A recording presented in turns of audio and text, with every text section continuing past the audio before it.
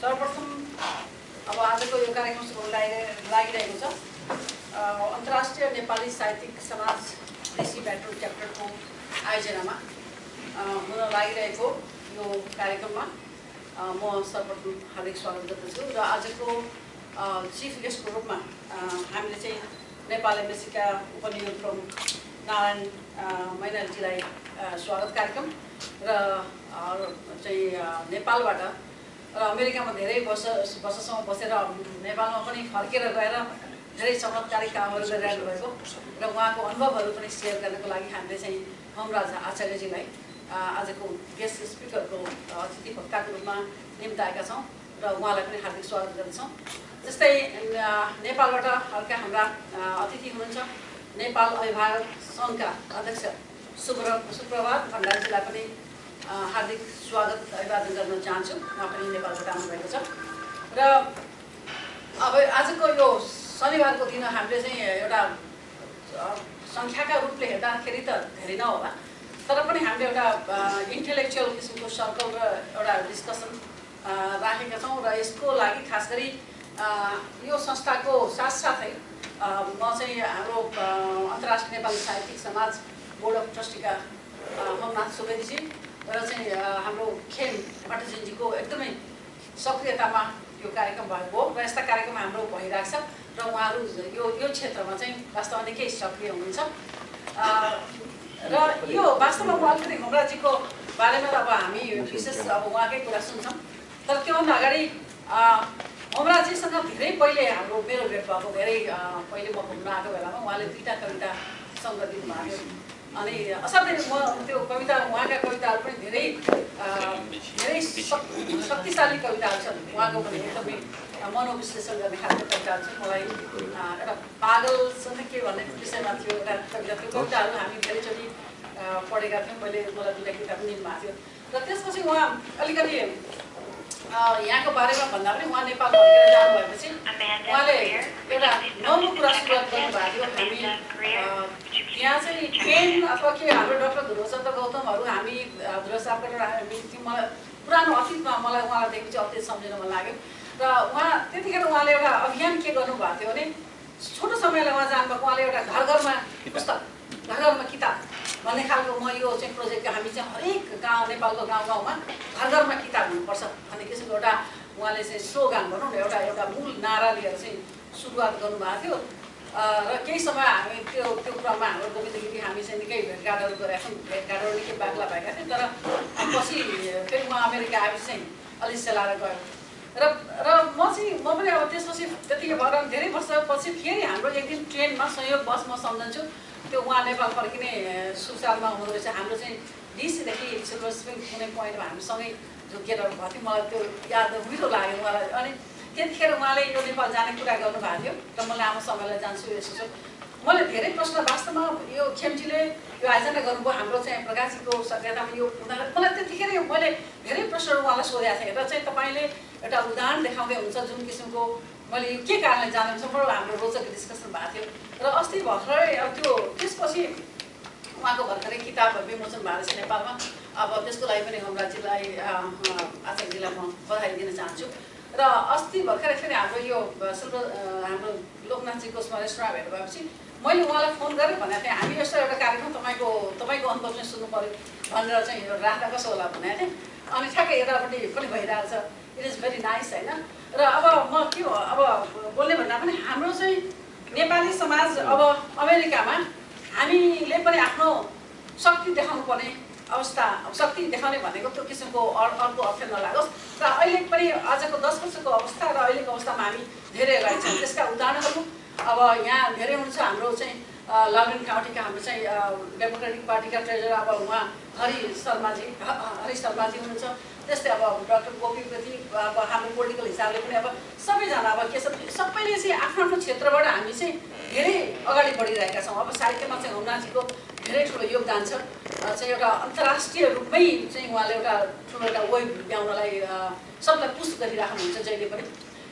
त्यसैले अब हामी चाहिँ अब होमराजीको यहाँको अमेरिकामा पढेर बसेर काम गरेर नेपाल फर्केर गएर चाहिँ उहाँको अनुभवहरू आज हामी सुन्छौँ होइन। अब हामीलाई लागेका जिज्ञासाहरू पनि हामी गर्छौँ। अब इट इज रियली जस्तो नेपाल चाहिँ नेपालीहरू अमेरिकामा एउटा राम्रो हिसाबले एउटा राम्रो गति लिइरहेछ होइन। हालाकि केही सङ्घ संस्थामा हामी चाहिँ कुनै संस्थाहरूमा चाहिँ हामीले चाहिँ अलिक विकनेस पनि देखेको होला, तर पनि यद्यपि सङ्गठनको रूपले भन्दा पनि व्यक्ति विशेष चाहिँ धेरै बलियो रूपमा चाहिँ अगाडि बढिरहेको मैले महसुस गर्छु र सायद यो सबै हामी नेपालीहरूले नै महसुस गरेका छौँ होला। र पुनः म आज चाहिँ हाम्रो जो नेपाल एम्बेसीमा उपनियुक्त प्रमुख आउनुभएको छ उहाँलाई स्वागत अभिवादन गर्न चाहन्छु र उहाँबाट अब हाम्रो यो लामो उहाँको जुन बसाइको सुरुवात भएको छ यसले चाहिँ सायद उहाँको नेतृत्वमा उहाँको सहयोगमा सपोर्टमा हामीले समाजका धेरै एक्टिभिटिजहरू अगाडि बढाउन सक्छौँ भन्ने विश्वास राख्दछु र उहाँलाई स्वागत सबैलाई स्वागत र धन्यवाद सचिनज्यूलाई आग्रह गर्दछु। ल फ्यामिली धन्यवाद सीताजी।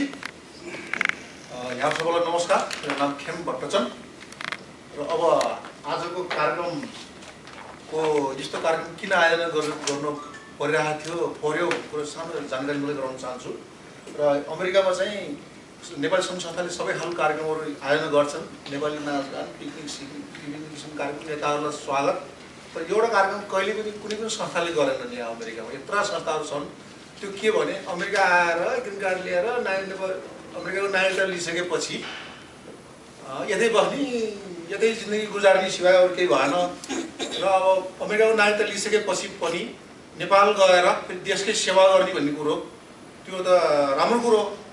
अनि त्यो सम्बन्धी पनि त एउटा छलफल किन नगर्ने भन्ने सवालमा हामी कुरा चलेर हाम्रो चाहिँ अन्तर्राष्ट्रिय नेपाली साहित्य सभा डिसेम्बर च्याप्टरको बैठकमा त्यो कुरो पास गरेर आज हामी यो कार्यक्रम आयोजना गरिएको हो।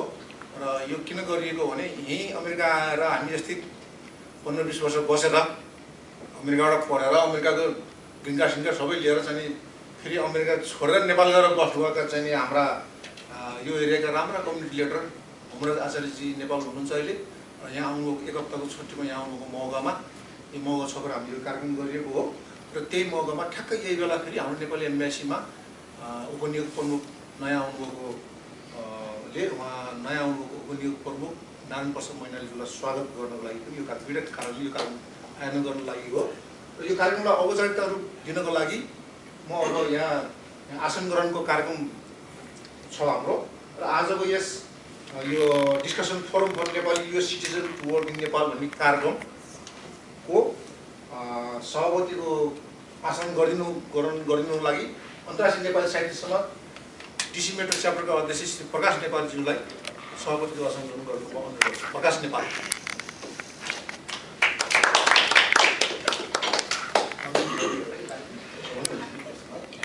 अब यसपछि भर्खर मात्र नेपालबाट पाल्नुभएका नेपाली दूतावास वासिङटन डिसीका नयाँ उपनियुक्त प्रमुख नारायण प्रसाद मैनालीज्यूलाई अगाडि आएर अतिथिको आसन गर्नु। नारायण प्रसाद मैनालीज्यू नयाँ हाम्रो उपनियुक्त प्रमुख अर्जुनकान्त मैनालीज्यूको सट्टामा आउनुभयो। अब यसपछि अन्तर्राष्ट्रिय नेपाली साहित्य समाज जो कि अहिले 72 राष्ट्रमा ब्रान्च नै छ र 75 राष्ट्रमा भएका नेपालीहरू यसका सदस्य छन् भन्ने हो भने सबैभन्दा ठुलो संस्था यही नै हो।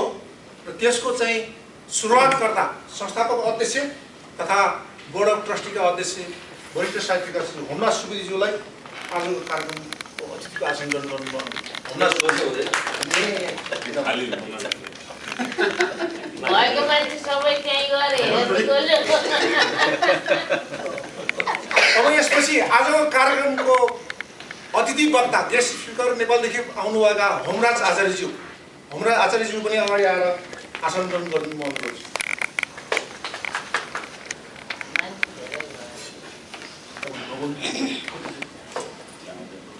अब एउटा सानो यो संस्थाको सानो एउटा प्रक्रियाको कुरा गरौँ।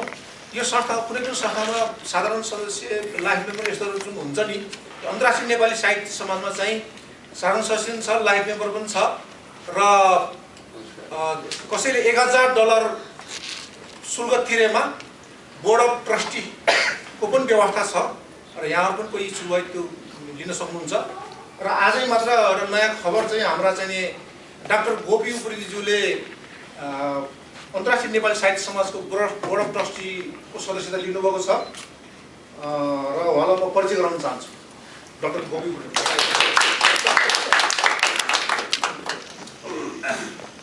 अब म यहाँ के साथीहरूलाई म परिचयको कार्यक्रम आफै उठेर भन्नुभन्दा म आफै सबैलाई मैले चिन्ने भएको हुनाले म परिचय गराउँछु।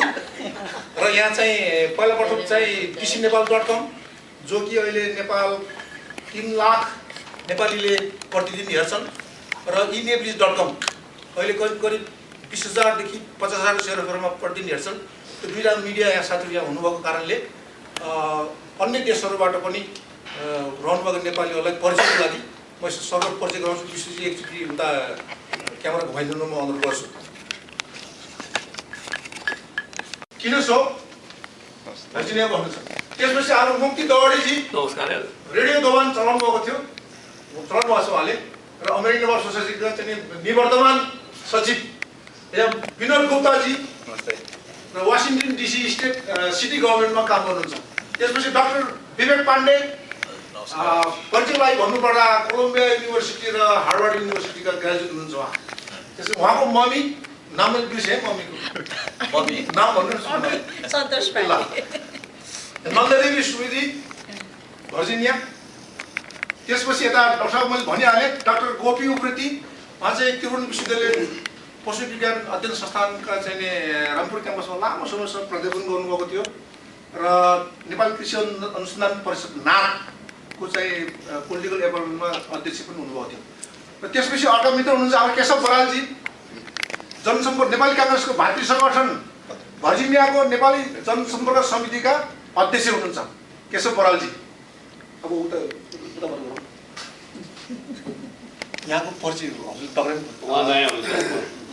म विष्णु पाण्डे। म नेपालमा सरकारी सेवामा लामो समय काम गरेर अलिकति छिटो आफैले रिटायरमेन्ट लिएर अहिले नेपाल परिवारसहित यहाँ मिसिगनमा बस्छु। अहिले केही समयलाई यहाँ आएको छ। यता यहाँ गोविन्द गिरी परिचय कार्यक्रम छ। गोविन्दजी गोविन्द गिरी प्रेरणा नेपालको चाहिँ वरिष्ठ साहित्यकार होला नचिने कोही छैनन् है। उता अङ्कुश नेपालजी उहाँ पनि पत्रकारिताको क्षेत्रमा हुनुहुन्छ भर्जिनियामा। अङ्कुश नेपाल र यता American Nepal society Washington DC अमेरिकाको सबैभन्दा पुरानो जेठो संस्थाको वर्तमान कार्य समितिको सचिव मुकुन्द दाहाल, एएनएसका सचिव मुकुन्द दाहाल। त्यसपछि नेपालदेखि आउनुभएको यहाँ पाहुना हुनुहुन्छ यहाँ हाम्रो अभिभावक सङ्घ नेपालका अध्यक्ष केन्द्रीय अध्यक्ष सुप्रभात भण्डारी। त्यसपछि बुवाको परिचय नाम?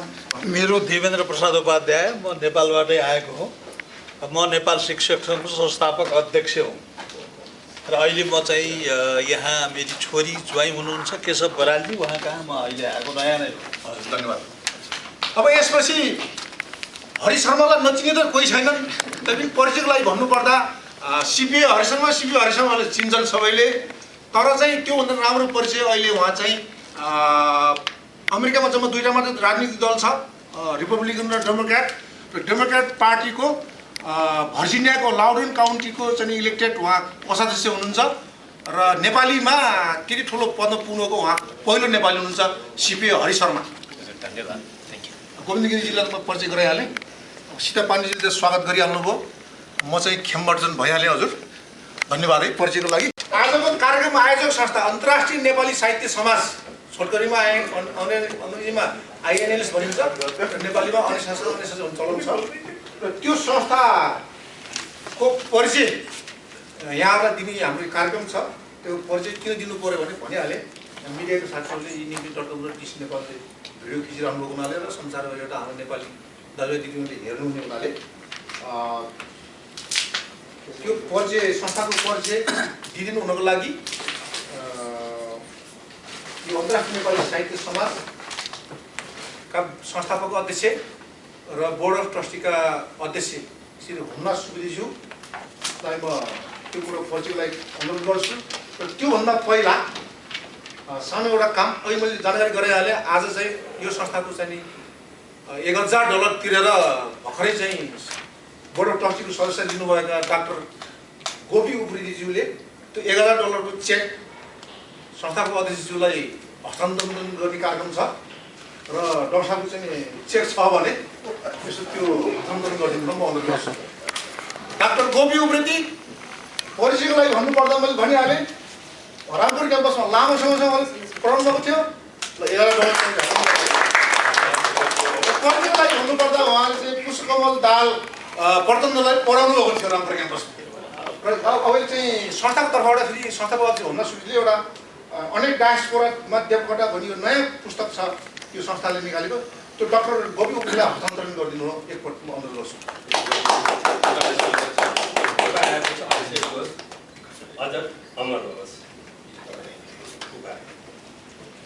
धन्यवाद डाक्टर साहब, तपाईँ आजदेखि चाहिँ अन्तर्राष्ट्रिय नेपाली साहित्य समाजको चाहिँ बोर्ड अफ ट्रस्टी भइदिनु भएकोमा हामी सबै पुराना मेम्बरहरू खुसी छौँ र परिचयलाई मैले भनिहालेँ अस्ति म नेपाल गएको बेला प्रचण्डलाई भेट्दाखेरि तपाईँ नाम मैले भनिदिएको थिएँ र अब यो संस्थाको परिचय र यो कसो कसरी खुलेको यो के छ कहाँ कसो छ कहाँ ब्रान्चहरू छ कस्तो कस्तो छ संसारभरि यसको चाहिँ परिचय राखिदिनुको लागि संस्थाको अध्यक्ष होमनाथ सुवेदीलाई होमनाथ सुवेदी सभाका सभापतिज्यू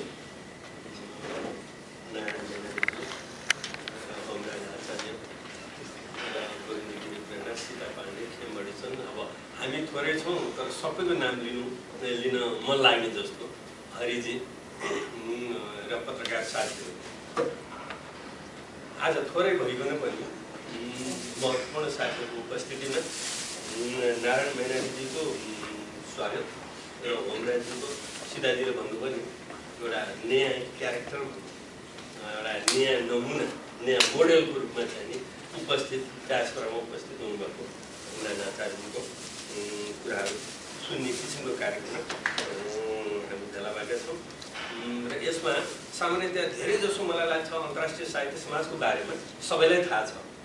1991 मा म 81 मा आएको 81 देखि 90 सम्म चाहिँ त व्यक्तिगत लेखनै हुन्थ्यो।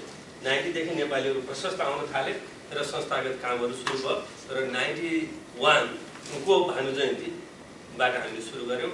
90 को 91 मा चाहिँ यसलाई लिगल बनाउने प्रयास गरियो र अनि यो खास गरी नेपालीहरू बढ्दै गएपछि 2000 देखि यता च्याप्टरहरू प्रशस्त भयो क्रम सुरु भयो। अहिले जम्मा जम्मी 75 च्याप्टरहरू छन् विभिन्न देशहरूमा र नेपालमा लोकतन्त्र आएको छ। नेपालीको चाहिँ नि विदेशमा पनि नेपालीहरूमा चाहिँ नि एउटा चेतना जागेको छ। त्यसले गर्दा हरेक संस्थामा चाहिँ नि मतान्तरहरूको कदर गर्ने परम्परा कायम छ। त्यो मतान्तरको कदर गर्ने परम्पराले कहिले कहिले चाहिँ गुटबन्दीहरू प्रशस्त बढाउँदो रहेछ र ती गुटबन्दीहरू विभिन्न संस्थामा बढेका छन्। हामी कहाँ पनि बढेका होलान्, कसैले तपाईँलाई राम्रो सुनाउलान्, कसैले नराम्रो सुनाउलान्।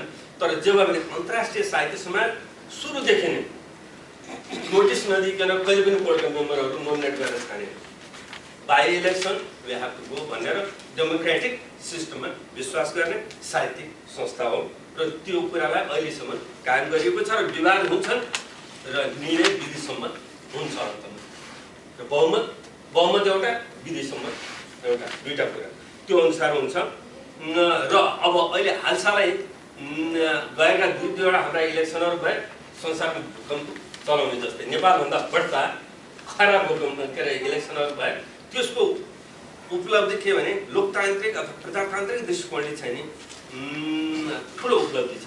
हामी साहित्यकारहरूले लेखेर कोठामा बसेर मात्र नेपाल भेटोसा गौचन खराब झलकनाथले झल्लो खराब माकुने खराब भनेर मात्र हुँदैन नि। हामीले मोडल बनाएर देखाउनु पऱ्यो नि। होमराज जस्तो गएर सेवा गर्न अगाडि तयार हुनु पऱ्यो नि। कृष्णप्रसाद भट्टराईलाई हाम्रो चाहिँ नि के अरे विजयको श्रीमानको नाम के अरे होमराज भन्नुहोस् त मदन हाम्रो विजय सुखदेव शाहजीले चाहिँ एकदम यो भएन त्यो भएन म काङ्ग्रेस सपोर्ट गर्थेँ यो पनि भएन त्यो पनि भएन भनेर भन्दाखेरि कृष्णप्रसाद भट्टराईजीले भन्नुभएको थियो तपाईँ भनेर मात्र भएन नि तपाईँ आएर गरिदिनुहोस् न तपाईँलाई हामीले बोलाएकै छ नि भन्नुभएको थियो। त्यस्तै हामीले पनि साहित्यकारहरू औला कुरा काटेर मात्रै र किताबको भोल्युम लेखेर यी बाइबल एउटा बाइबल मैले मलाई नेटवर्कको अब त्यस्तो बाहिर लेखेर मात्र भएन, हामीले काम पनि गर्नु पऱ्यो कि हामीले डेमोक्रेटिक हुनुपर्छ, सोसाइटी हरेकलाई बोल्ने अधिकार हुनुपर्छ भन्छौँ भने हामीले त्यसको एक्सर्साइज पनि गर्नु पऱ्यो कि हामीले अर्काका विचारहरूलाई कदर गर्न पनि सिक्नु पऱ्यो, उनीहरूलाई बोल्ने मौका पनि दिनु पऱ्यो। आखिर निर्णय त बहुमत र विधिसम्मतै गर्ने हो नि, बोल्नै नदिएर पहिल्यै चाहिने मुख बन्द गरेर चाहिने तानाशाही तरिका अप्नाउनु हुँदैन भन्ने चाहिँ आइएमएलएसको सिद्धान्त छ, विचार छ र त्यो बमोजिम हामीले गरिरहेका छौँ। यसले गर्दाखेरि कहिले कहिले विवाद भएको पनि देखिन्छ, तर त्यो विवादलाई म के भन्छु भने बल्ल जनचेतना जागेछ, बल्ल मान्छेहरूले प्रश्न उठाउन थाल्यो, बल्ल अलिअलि विकास भएछ भन्ने ठान्छु र अलिअलि विकास भइ पनि रहेछ। साहित्यकारहरू पनि सचेत भएर अगाडि भाग लिन खोज्दैछन् र त्यस्तै क्रममा चाहिँ आफ्नै संस्थामा आफै गर्ने भन्दा पनि अब एनआरएनको सन्दर्भमा होमराजी जस्तो चाहिँ देशमै गएर सेवा गर्ने भन्ने कुरा, जहाँसम्म साहित्यका चाहिँ उपन्यासका पात्रहरू चाहिँ दिगदार हुने चाहिँ अहिलेको प्रश्न के छ भनेदेखि त्यो सिटिजनसिपको अवस्था छैन हामी क्या, र अनि अब त्यो पात्र चाहिँ नि यता बसेको छ, यता पनि पुरा समाजलाई चाहिँ एक्सेप्ट गर्न सकेको छैन, उता नेपालमा जानु भने नेपाल त पनि लोप भइरहेको छ, घर पनि भत्किरहेको छ, बाटो पहिरा लैरहेको छ, भेटाएको छैन, उता गभर्मेन्टले के भन्यो फेरि भोटिङ राइट पनि खत्म हुँदै गइरहेको छ, उता डुबिरहेको छ, यता पनि डुबिरहेको छ, मतलब यता पुरा लिन सकेको छैन, उता डुबिरहेको छ। यस्तो अवस्थामा चाहिँ नि हाम्रा उपन्यासका पात्रहरू, हाम्रा कविताका चाहिँ स्वरहरू एउटा चाहिँ रुग्ण अवस्थामा अगाडि बढिरहेको अवस्थामा हामीले विभिन्न किसिमले चाहिँ नि नयाँ बाटाहरू एक्सप्लोर गर्ने हो र ती बाटाहरूमध्ये चाहिँ होमराजीले जुन चाहिँ एक्सप्लोर गर्न खोज्नु भएको छ, यहाँ सिर्जन भए पनि घर भए पनि जे भए पनि आफै एउटा पात्र भएर उपन्यास मात्रै नलेखेर आफै एउटा पात्र भएर त्यहाँ जानुभएको छ। सम्भवतः त्यहाँको चाहिँ सोसाइटी, त्यहाँको सरकार, त्यहाँको चिजले चाहिँ कति सपोर्ट नगर्ला अरे अथवा गर्छ गर्दैन, प्रयोग त गरेर हेर्नु भएको छ नि, लाख भने त प्रयोग हो नि, प्रयोग गर्ने डरायो भने त केही पनि हुँदैन। त त्यसैले त्यो उहाँले त्यसरी गरिराख्नु भएको छ र त्यस्तै आइएनएलएस पनि विभिन्न प्रयोगहरू गरिरहेको छ र अब आइएनएलएसको परिचय दिने काम मलाई दिएको भन त होमराजीको अथवा नारायणजीको, उहाँको बारेमा बोल्नु बाद म पनि 1-2 घन्टा बोल्थेँ, तर अब त्यसरी बोल्नु भएन, आज्ञाकारी मतलब आज्ञा पालन गर्नु पऱ्यो। तर आइएनएलएसको सन्दर्भमा अब पुरानो इतिहास त्यसरी हो र अहिले हालसालै चाहिँ आएर अस्ति एएनएको कन्भेन्सन भयो, त्यहाँ पनि आइएनएलएस राम्रो कार्यक्रम गर्यो। त्यसपछि अब एउटा चाहिँ 13 तारिक जुलाई 13 तारिक आइएनएलएस चाहिँ न्युयोर्कमा पुरा राम्रो कार्यक्रम गर्यो। अनि भानु जयन्तीमा अस्ति त्यहाँ हामीले कार्यक्रम यहाँ सधैँ 23 वर्षदेखि चाहिँ भइरहेको भानु जयन्ती मनाए र त्यसमा नि बडो राम्रो किसिमले कार्यक्रम भयो। त्यसमा चाहिँ तपाईँ सबैलाई चाहिँ चाख लाग्ने कुरो के हो भनेदेखि आइएनएलएसले चाहिँ नि अरू संस्था खोलेर गफगाफहरू त भइरहन्छन्, जहाँ पनि कतिपय संस्था चल्छन् मर्छन्, यो त भइराखेको कुरा हो। 2 वर्षसम्म नचल भनिँदैन, 4 जनाले खोलेपछि नखोल भनिँदैन, खोलेर चलाउनु चाहिँ राम्रो हो। तर अब आइएनएलएस चाहिँ एउटा गतिलो काम हुने चाहिँ अहिले देखिएको पुरस्कार बेस्ट बुक एवार्ड र त्यसो के छ भनेदेखि अब ट्रस्टीहरूको $1000 आएपछि त्यो अक्षय कोषमा जम्मा हुन्छ र त्यसको ब्याजले पुरस्कार चल्छ र अहिले 40,000 जति चाहिँ नि त्यो ट्रस्टीहरूको कोष जम्मा भएको छ। त्यो 40,000बाट आएको ब्याजले हामी पुरस्कार दिन्छौँ। अहिले $1,500 को पुरस्कार छ र यसपटकको पुरस्कार चाहिँ नि अस्ति भानु जयन्तीको दिन गरिएको घोषणा छ डाक्टर साहब। अब यो अब ट्रस्टीमा आएपछि तपाईँ नै डिसिजन मेकर हुनुहुन्छ, अब अहिले यो पब्लिकमा सुनौँ। अस्ति भानु जयन्तीमा चाहिँ नि गरिएको, भानु जयन्तीमा चाहिँ डिसीको भानु जयन्तीमा घोषणा गरिन्छ, मतलब डिक्लेयर गरिन्छ कसले जित्यो भनेर। डिसीकै देवकोटा जयन्तीमा चाहिँ पुरस्कार वितरण गरिन्छ, यसको नियम यो छ। र यसपटक चाहिँ अस्ति भर्खर बाहिर चाखको कसैले चिन्या भएदेखि रमाइलो पनि हुने कुरा। सेतो धरतीले चाहिँ $1,500 जित्यो अमर नेउपाने। अब त्यस्तै नेपाली उपन्यासको इतिहास र अनि डायस्पोराको बारेमा कन्ट्रिब्युसन गरेको विभिन्न लेखहरू लेखेर बेला बेला त्यसको अगाडि सरेर काम गरिरहेको सबै चिज चाहिँ हेरेर डाक्टर खगेन्द्र प्रसाद लुइटेले चाहिँ डायस्पोरा एवार्ड पाउनु भएको छ। अनि पद्मावती सिंहले महिलाको पुरस्कार पाउनु भएको छ। अनि ज्ञानु अधिकारीले चाहिँ समालोचनामा पाउनु भएको छ। ज्ञानु अधिकारीले चाहिँ अब तपाईँलाई एउटा परिचय दिउँ, डाक्टर साहबलाई चाहिँ स्वागत छ ट्रस्टीमा। अबको ज्ञानु अधिकारीले चाहिँ समालोचनामा पुरस्कार पाउनु भएको छ। उहाँको किताबको नाम नेपाली समालोचना परम्परा र प्रवृत्ति भन्ने उहाँ अहिले एकदम जल्दो बल्दो समालोचक हो र यो पुरस्कार कसले राखेको थाहा छ तपाईँहरूलाई? सायद कतिपयलाई थाहा छैन होला। यसको प्रायोजक चाहिँ हुनुहुन्छ हाम्रो गोविन्द गिरी प्रेरणा, उहाँले राखेका पुरस्कार हो। र यो पुरस्कार चाहिँ नि अब रकमको हिसाब त आइएनएलएस जस्तो 1500 त छैन, 200 हो, तर सम्मान हो। अब समालोचकहरूमध्ये त्यहाँको को बेस्ट छ भनेर छानेर अनि जसले जित्यो त्यो सबै अन्तर्राष्ट्रिय लेभलमा त्यो व्यक्ति सम्मानित हुने कुरा हो, यो धेरै ठुलो कुरा हो। र उहाँले जतिसुकै सङ्घर्षका समस्याहरू आए पनि आएर डामाडोल भयो भन्छ नि विरोधी ग्रुपले, तपाईँ चुनेर अध्यक्ष हुनुभयो भने भोलि ओमराजीले सुरु गरिदिनुहुन्छ, त्यसले गरेर काम एउटा पनि भएन। मोबाइल ठिक गर्थेँ भन्नुहुन्छ, तर उहाँ सत्तामा गएपछि झलुरमा पनि भने जस्तै ताल आइहाल्छ, एउटाले उसलाई कुरा काट्ने उसलाई कुरा काट्ने। त्यस्तो समाजमा पनि उहाँ मात्र एकजना यस्तो व्यक्ति हो, मेरो जेसुकस मेरो एवार्ड र मेरो प्रायोजन मेरो पुरस्कार तलमाथि हुँदैन, यो स्थापना भएको छ, रेगुलर चल्छ भनेर चाहिँ अडिग भएर बस्ने चाहिँ एकजना व्यक्ति हुनुहुन्छ। मतान्तर होला नि, हाम्रा हरेकका हुन्छन्, मेरो श्रीमती उसको र मेरो झगडा हुन्छ जहिले पनि भने मतान्तर त हुन्छ नि, तर फाइनल चाहिँ जे ठिक छ त्यो निर्णय गरेर त भने हामीले यसरी ज्ञान अधिकारीले जित्नु भएको छ। अब प्रायोजकलाई पुरस्कार विजेता त यहाँ हुनु न, प्रायोजकलाई धन्यवाद हामी सबैको तर्फबाट। अनि त्यसपछि चाहिँ श्वेतपत्र भन्ने महाकाव्य छन्दोबद्धमा चाहिँ खेमनाथले जित्नु भएको छ, खेमनाथ दाहालले। यो अलि लामो भयो, मैले अलि भर्खरको रिजल्ट भयो भने मैले भनिदिएको यसो नभने पनि हुन्थ्यो, यो ओमराजीलाई पनि चाखै हुन्छ भनेर। अनि पत्रमा चाहिँ सुस्मिता नेपाल र रजनी ढकालले जित्नु भएको छ, ओमराजी त चिन्नु पनि होला। अनि डाक्टर कुसमाकर नेउपाने पोखरा, उहाँले चाहिँ गीति पुरस्कार जित्नुभयो 10 अवतार बाल नाटक भनेर। देवकोटा जयन्तीमा उहाँ आफ्नो त्यसको भिडियो पनि लिएर आउँदै हुनुहुन्छ। यस्तै यो सबै त नभनौँ के अरे, अब अलिक बोर पनि लाग्यो। गोपीकृष्ण लन्डनबाट चाहिँ नि गोपीकृष्णले जित्नु भएको छ, दुबसुले कोलाजमा जित्नुभयो। अनि त्यस्तै शेखर ढुङ्गेले बागमती जित्नुभयो, लीला लुइटेलले चाहिँ नि कोशी अञ्चल जित्नु भएको छ, सुमल कुमारले धौलागिरी अञ्चलको जित्नु भएको छ, गङ्गा लिगलले लुम्बिनी अञ्चल जित्नु भएको छ, सुनिल सङ्गमले चाहिँ नि गीतमा जनकपुर अञ्चल जित्नु भएको छ। हाम्रो प्रकाश नेपाललाई बधाई नै, उहाँले चाहिँ नि न्याय प्रतिभाको पुरस्कार जित्नु भएको छ। ल सबैले ताली दिएर यो ताली दिएर उहाँको सम्मान चाहिँ नि गर्नु मैले किन भने हुस्टनमा गङ्गा उप्रेतीलाई त्यो पुरा संस्थाले नै कार्यक्रम गङ्गा लिगललाई यहाँ उप्रेती उहाँको नाम आएपछि उप्रेती गङ्गा लिगललाई त्यो सोसाइटीले चाहिँ कार्यक्रमै गरेर बाख्रादाले खादासादा ओढाएर बाख्रादाले हर्कबाणी गरे उनीहरूलाई। त्यस कारण हामीलाई पनि वासिङटन डिसीले जितेकोमा खुसी छ। अनि त्यसपछि गएर प्रेम छोटाले हनुमान नाचमा जित्नु भएको छ र 25 प्रतिभा भन्ने चाहिँ नि किताबमा गोपाल पराजुले बाल साहित्यमा जित्नु भएको छ। यो हाम्रो अच्युत श्रेष्ठले स्थापना गरेको हो। र यसरी यी पुरस्कारहरूमध्ये सामान्यतया चाहिँ हेर्दाखेरि कस्तो लाग्छ, खुसीको कुरा के भने त्यो जित्ने सबै ठाउँबाट हाम्रो डायस्पोरामा नि सबै ठाउँका राइटरहरू सचेत भएर भाग लिएका छन्। कमसेकम 70 जना राइटरहरूले भाग लिया होला। र अनि पाउनेहरू पनि कसरी पाएछन् भने बेस्ट बुक एवार्ड डायस्पोराबाट 6 जनाले जितेछन्, नेपालबाट 12 जनाले जिते, नारीले 5 जनाले जिते, 51% नभए 5 जनाले त जिते नि सीताजी, 5 जनाले जिते, नरले 13 जनाले जिते। विधागत रूपमा हेर्दाखेरि समालोचनाले 1, काव्यले 4, कथाले 3, उपन्यासले 2, नियात्राले 1, गजल गीत र लोकवार्ताले 5 पुरस्कार जितेका छन्।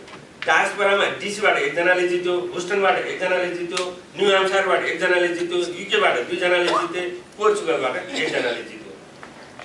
र यी मध्येमा अनेसासको प्रकाशन 6 जनाले जिते, बाँकी अरूहरूले जितेका छन्। हेर डिस्ट्रिब्युसन पनि इट वाज नाइस।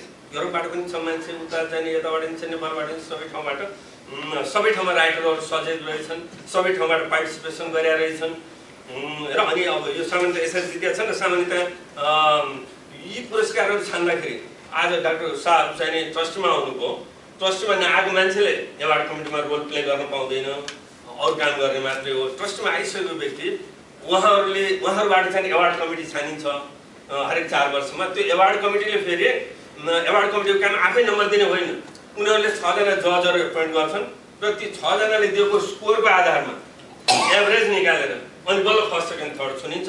त्यसकारण यो प्रोसेस यति लामो र अनि म्याथमेटिकल भएको हुनाले म चाहिँ के भन्छु भने ग्यारेन्टेड अरू पुरस्कार भन्दा यो वस्तुगत हुन्छ र यसलाई जित्न चाहिँ बडो गाह्रो छ। नजितिन्जेल रिजल्ट नभइन्जेल मैले पनि सपना देखा हुनसक्छु, उहाँ त बडो राम्रो मान्छे हुनुहुन्छ, उहाँले पाउनुहुन्छ ल पाइदिउँ भनेर मैले भने हुनसक्छ। म्याथमेटिकल रूपमा चाहिँ उहाँ तल गरेर आउनु भने मेरो के लाग्छ? किन गयो नि त्यो र गर्न पनि हुँदैन मिल्दैन। यस प्रकारले चाहिँ नि यो वस्तुगत रूपमा चलोस् भन्ने हामीले धारणा राखेका छौँ र त्यही किसिमले चलेको छ। अझ फ्युचरमा पनि अब यी कुराहरू भयो डाक्टर साहब पनि आउनुभयो र अझ यसलाई वस्तुगत गराएर हामीले लानुपर्छ। र अब म लामो कुरा यति गर्दै अब यो गएको भानु जयन्तीमा डिक्लेयर गरियो। यो भानु जयन्तीमा डिक्लेयर गरेपछि देवकोटा जयन्तीमा पुरस्कार वितरण गर्नुपर्छ हामीले। अब त्यो बाइबल डाक्टर साहबले जुन अहिले लिनुभयो नि यो पोहोरको देवकोटा जयन्तीको बाइबल हो, त्यो देवकोटाको कार्यक्रमको चाहिँ नि छापिएको। अब अर्को बाइबल तयार गर्ने बेला आइसक्यो देवकोटा जयन्ती। पोहोरको हामीले एवार्ड दिए पनि थिएनौँ, अब त 17जना पुरस्कार विजेताहरू सित यो कार्यक्रम चलाउनुपर्छ र अर्को बाइबल तयार गर्नुपर्छ। त्यो 2-3 महिनाभित्र समय आइसक्यो। त्यसैले अब यसको लागि विभिन्न विचारहरू भइरहेका छन् र यसमा खास गरी चाहिँ के छ भने एउटा त देवकोटा जयन्ती मनाउने एउटा आइटम, अर्को आइटम चाहिँ नि त्यसमा एवार्ड सेरेमनी हुन्छ। एवार्ड सेरेमनीमा नेपालदेखि आएका विद्वान डाक्टर कुसुमा चाहिँ यहाँ आउनलाई भनेर अहिले पाल्पातिर गएर भिडियोहरू लिइराख्नु भएको छ। बालन नाटकको तयार गर्दै हुनुहुन्छ भने त्यहाँदेखि आएको मान्छे 5 मिनट बोलेर भाग्नुहोस् तपाईँ भन्नु मिलेन। हामीले त उनीहरूलाई टाइम दिनु पऱ्यो, स्पेस ठाउँ दिनु पऱ्यो, सब व्यवस्था गर्नलाई चाहिँ नि धेरै लगानी हुन्छ हाम्रो। यस्तै अब त्यसैले अर्को आइटम चाहिँ नि एवार्ड जितेकाहरूलाई स्वागत गर्ने, सम्मान गर्ने, एवार्ड डिस्ट्रिब्युट गर्ने दोस्रो आइटम हो। अब तेस्रो चाहिँ के छ भने हाम्रो चाहिँ लेखा सम्बन्धी हिसाब किताब यहाँ उहाँ यता बन्द सूत्र साधारण सभाको बोर्ड अफ ट्रस्टीका बैठकहरू यी चाहिँ हुने चिजहरू हुन्छन्। ती चिजहरू एकातिर अर्कोतिर गर्नु छ भने चौथो कुरो चाहिँ नि चौथो कुरो के छ भने भानु दिवस शतवार्षिकी हो यो साल। गङ्गा उप्रेती हाम्रो भाइस चान्सलर गङ्गा उप्रेतीले चाहिँ गएको जनवरीमा उद्घाटन गर्न जानुभएको भानु इयर 2013 भन्ने हामीले डिक्लेयर गरेका छौँ। भानु इयर 2013मा हरेक महिनामा एउटा कार्यक्रम गरिरहेको छौँ। हामीले सप्ताह गऱ्यौँ भने अन्तिम दिनमा समापन गर्ने भन्छौँ नि, सप्ताहको सांकेता भन्छौँ नि। त्यस्तै जस्तो यो हरेक महिना हामीले भानु दिवस शतवार्षिकी हरेक महिना मनाउँदै आइरहेका छौँ, हरेक च्याप्टरमा कहीँ न कहीँ। र अब डिसेम्बरमा गएर हामीले अन्तिम मनाउनु पर्ने हुन्छ र सांकेता गर्नुपर्ने हुन्छ। त्यो पनि यही देवकोटा जयन्तीमा जोड्नको लागि हामीले के कल्पना गरेका छौँ भने 28 तारिकदेखि 28, 29, 30 र 1 तारिक गऱ्यो भने 1 तारिक डिसेम्बर छुने भयो नि त।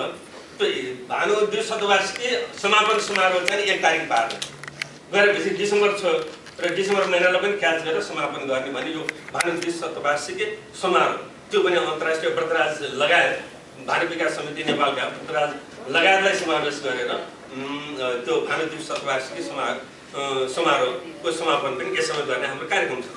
र तिनवटा 4वटा कुरा मैले भनिसकेँ र यो बडो खुसीको कुरा हो। तपाईँहरूको चाहिने जस्तो इन्टेलेक्चुअल व्यक्तिहरू यहाँ भएको बेलामा हरिजी हुनुहुन्छ, गुरुङजी हुनुहुन्छ, सबै भएको बेलामा मैले यो व्यक्त गर्न पाएँ। र अब 5औं कुरा के छ भने नि अनेसाले अन्तर्राष्ट्रिय सम्मेलन हरेक 2-2 वर्षमा गर्थ्यो र पहिलो न्युयोर्कमा गऱ्यो, दोस्रो लन्डनमा गऱ्यो, अब तेस्रो चाहिँ अस्ट्रेलियामा गर्ने प्लान थियो। तर कुनै पनि कार्यक्रम गर्नलाई धेरै लगानी चाहिन्छ। सरकारले बजेट दिएको छैन, अहिले उहाँ साथीहरूले गर्न सकेन। त्यो पनि अब यो देवकोटा जयन्तीमै गाभिने छ। रिजन आइसकेका छैन, तर मलाई थाहा भएअनुसार त्यो पनि गाभिएपछि के भने 5औं आइटम अन्तर्राष्ट्रिय साहित्य सम्मेलन पनि यसमा गाभिने भएपछि त हामीसँग 5वटा ठुला चाहिँ नि मेजर एरियाहरू यो बाइबल बन्ने दिनको लागि पर्खेर बसिरहेछन्। र त्यसैले यो बाइबल अर्को लेखिने बेला अब देवकोटा जयन्ती 2-3 महिनामा आउँदैछ र यो कहाँ गर्ने, कसरी गर्ने, के गर्ने भन्ने कुरामा अब आएर यसको अहिलेको विशेष कुरा छ। र अब यो कहाँ गर्ने भन्ने कुरा सामान्यतया डेट चाहिँ नि 28 थ्याङ्क्सगिभिङ हो नोभेम्बरको 28 दिन चाहिँ अब अमेरिकामा बसेपछि हाम्रो राज्य नेपाल गए जस्तो अमेरिकामा बसेर अमेरिकन सोसाइटीसित पनि त इन्भल्भ हुनु पऱ्यो भने चाहिँ हरिजी उता डेमोक्रेट उसबाट लागिराख्नु भएको छ। यहाँ प्रसङ्गले आइहाल्यो 28 हो। हामीले के कोसिस गरिरहेका छौँ भने अब अमेरिकनहरूसित पनि हामी घुलमिल पनि हुनु पऱ्यो भन्ने हिसाबले त्यो थ्याङ्क्सगिभिङ डेको बेलुका थ्याङ्क्सगिभिङ डिनर पार्टी गर्ने र उद्घाटन त्यो दिन गर्ने र एउटा सानसानो मुभी अथवा के छ भने नेपालबाट चाहिँ मुभी आइरहेको छ। चुप लाग्नु, नेपालबाट केही मुभी सुभी आइरहेको छ, त्यो मुभी पनि यसो हेर्ने र अब अहिलेको परिकल्पना अनुसार आइएनएक्सको ठुलो परिचय वर्तमान अवस्थाको वुडब्रिजको मेयरसँग चाहिँ एप्रोच भएको छ हरिजी। उहाँ डेमोक्रेटको चाहिँ हाम्रो एरियाको चाहिँ सबभन्दा ठुलो लिडरै उहाँ भएको हुनाले नेपालको तपाईँ हुनुहुन्छ होला, अमेरिकाको लागि उहाँ हुनुभयो। भावनाले मैले यो कुरा भने त्यहाँ वुडब्रिजको चाहिँ नि अब मेयरसित कुराकानी भइरहेछ अहिले।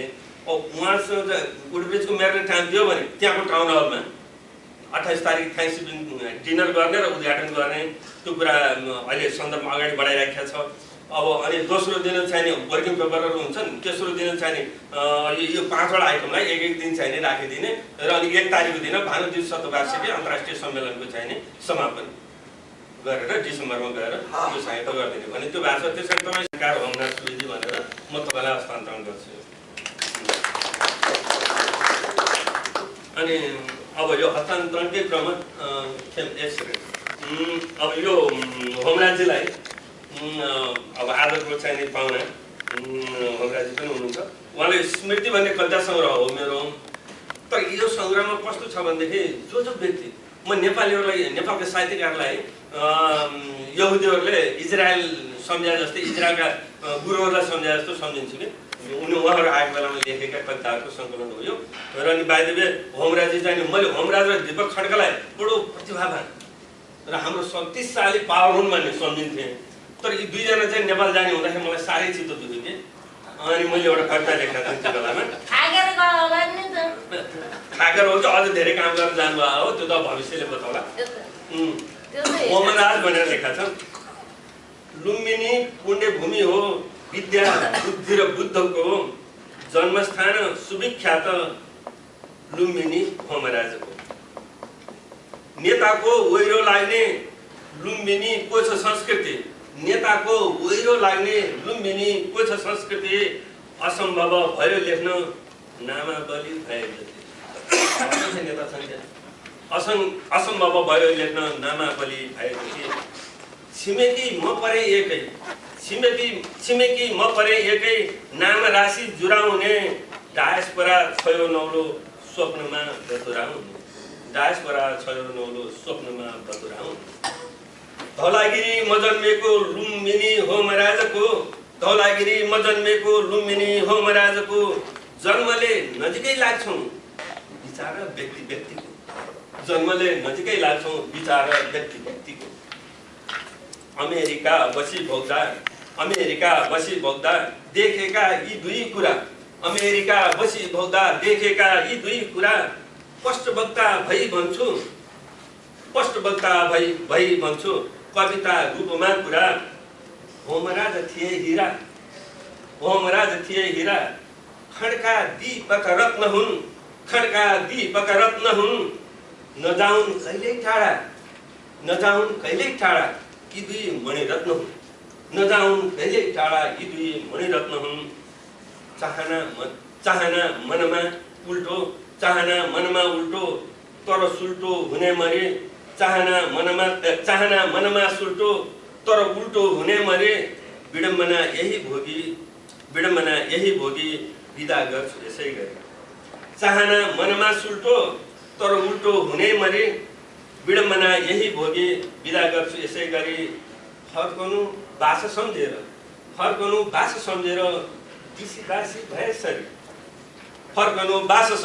डिसीबासी भए सरी, प्रतीक्षा हामी गर्नेछौँ प्रियाले प्रियको सरी, प्रतीक्षा हामी गर्नेछौँ प्रियाले प्रियको सरी।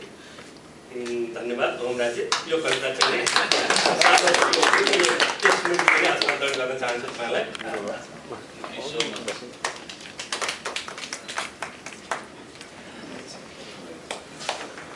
अब हाम्रो कङ्गारमध्ये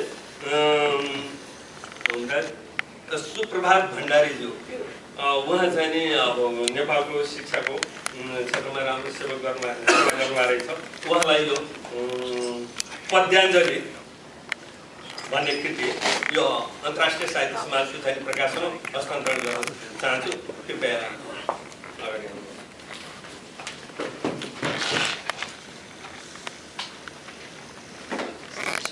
कोही पनि भेट पाइनु।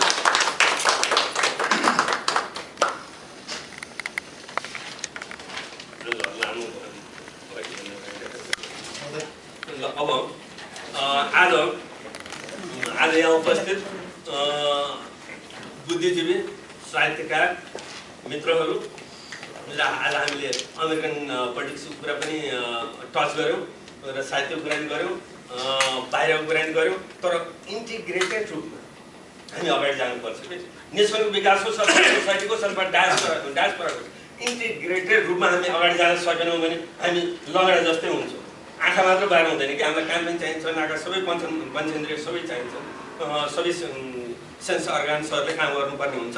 त्यसैले हाम्रो डिसीभाषी साथीहरूले अन्तर्राष्ट्रिय साहित्य सम्मेलन यहाँ हुँदैछ भनेपछि हामीमा युनिटी हुनु पर्यो र महिलाले के गर्ने, अब हाम्रो चाहिँ संस्थागत रूपमा पनि नासोले के गर्ने, हाम्रो चाहिँ उसले एएनएसले के गर्ने, एकाडेमीले के गर्ने, हरेकले एउटा फोरम लिएर हरेकसित ल्याङ्ग्वेज र लिटरेचरको रिलेसन छ कि अध्ययन गऱ्यो भने त्यो किसिमले चाहिँ हामीले यसलाई अन्तर्राष्ट्रिय साहित्य सम्मेलन जुन आउँदैछ, जसलाई हामीले 4 दिनको परिकल्पना गरेका छौँ आफ्ना फोरमहरू लिएर र तपाईँहरूले सहयोग गरेर, अनि यसको लागि चाहिँ नि डिसीको चाहिँ नि नाम इज्जत राखेर डायस्पोराको नाम र इज्जत राख्नको लागि अनुरोध गर्दै मेरा 2 शब्द यहीँ टुङ्ग्याउँछु। धन्यवाद। एकजना मित्र आउनुभयो, प्रतिदिन 3 लाख नेपालीहरूले हेर्ने dcnepal.com का सञ्चालक रामहरि सुवेदीजी, विशुजी यसो परिचय गराउन उहाँलाई। रामहरि सुवेदी उहाँले हुनुहुन्छ 2,85,000 नेपालीले त dcnepal.com मा दिनदिनै हेर्छु भनेर फेसबुकमा लाइक नै गरेका छन्। र मैले गरेका छैन भने म जस्तो गन्ने भने 3 लाखभन्दा बढ्ता नेपालीले प्रतिदिन हेर्छ dcnepal.com। त्यो dcnepal.com चलाउने व्यक्ति उहाँ नै हुनुहुन्छ मेन हेडक्वार्टरमा। र अब भर्खरै आदरणीय होमनाथ सुवेदीज्यूले भन्नुभएको कुरामा एउटा मैले थप्ने एउटा छोटो कुरा के मन लाग्यो भने अन्तर्राष्ट्रिय नेपाली साहित्य समाजको हेडक्वार्टरको चुनाव गराउने त्यो इलेक्सन कमिटी भन्छन् नि, चुनाव आयोगमा म पनि कमिसनर भनेर मलाई जिम्मा दिनुभएको थियो। म लगायत फ्लोरिडा, टेक्सास विभिन्न ठाउँको हामी मान्छे थियौँ। त्यसमा मेरो एउटा के अनुभव भयो भने नेपाल सरकारले हामी विदेशमा बस्ने नेपालीहरूलाई अहिलेसम्म भोट हाल्न दिएको छैन नि, अब अहिले पनि दिन्न, त्यो कन्फर्म छ, निश्चित छ। हामी मतदानको अधिकारबाट हामी वञ्चित हुन्छौँ। त्यो वञ्चित हुनुको मेन कारण के हो भने इन्टरनेटबाट भोट हाल्न सक्ने जुन टेक्निकल जुन सफ्टवेयरहरू उत्पादन भएको छ नि, त्यसबारेमा थाहै छैन क्या नेपालको नेताहरूलाई।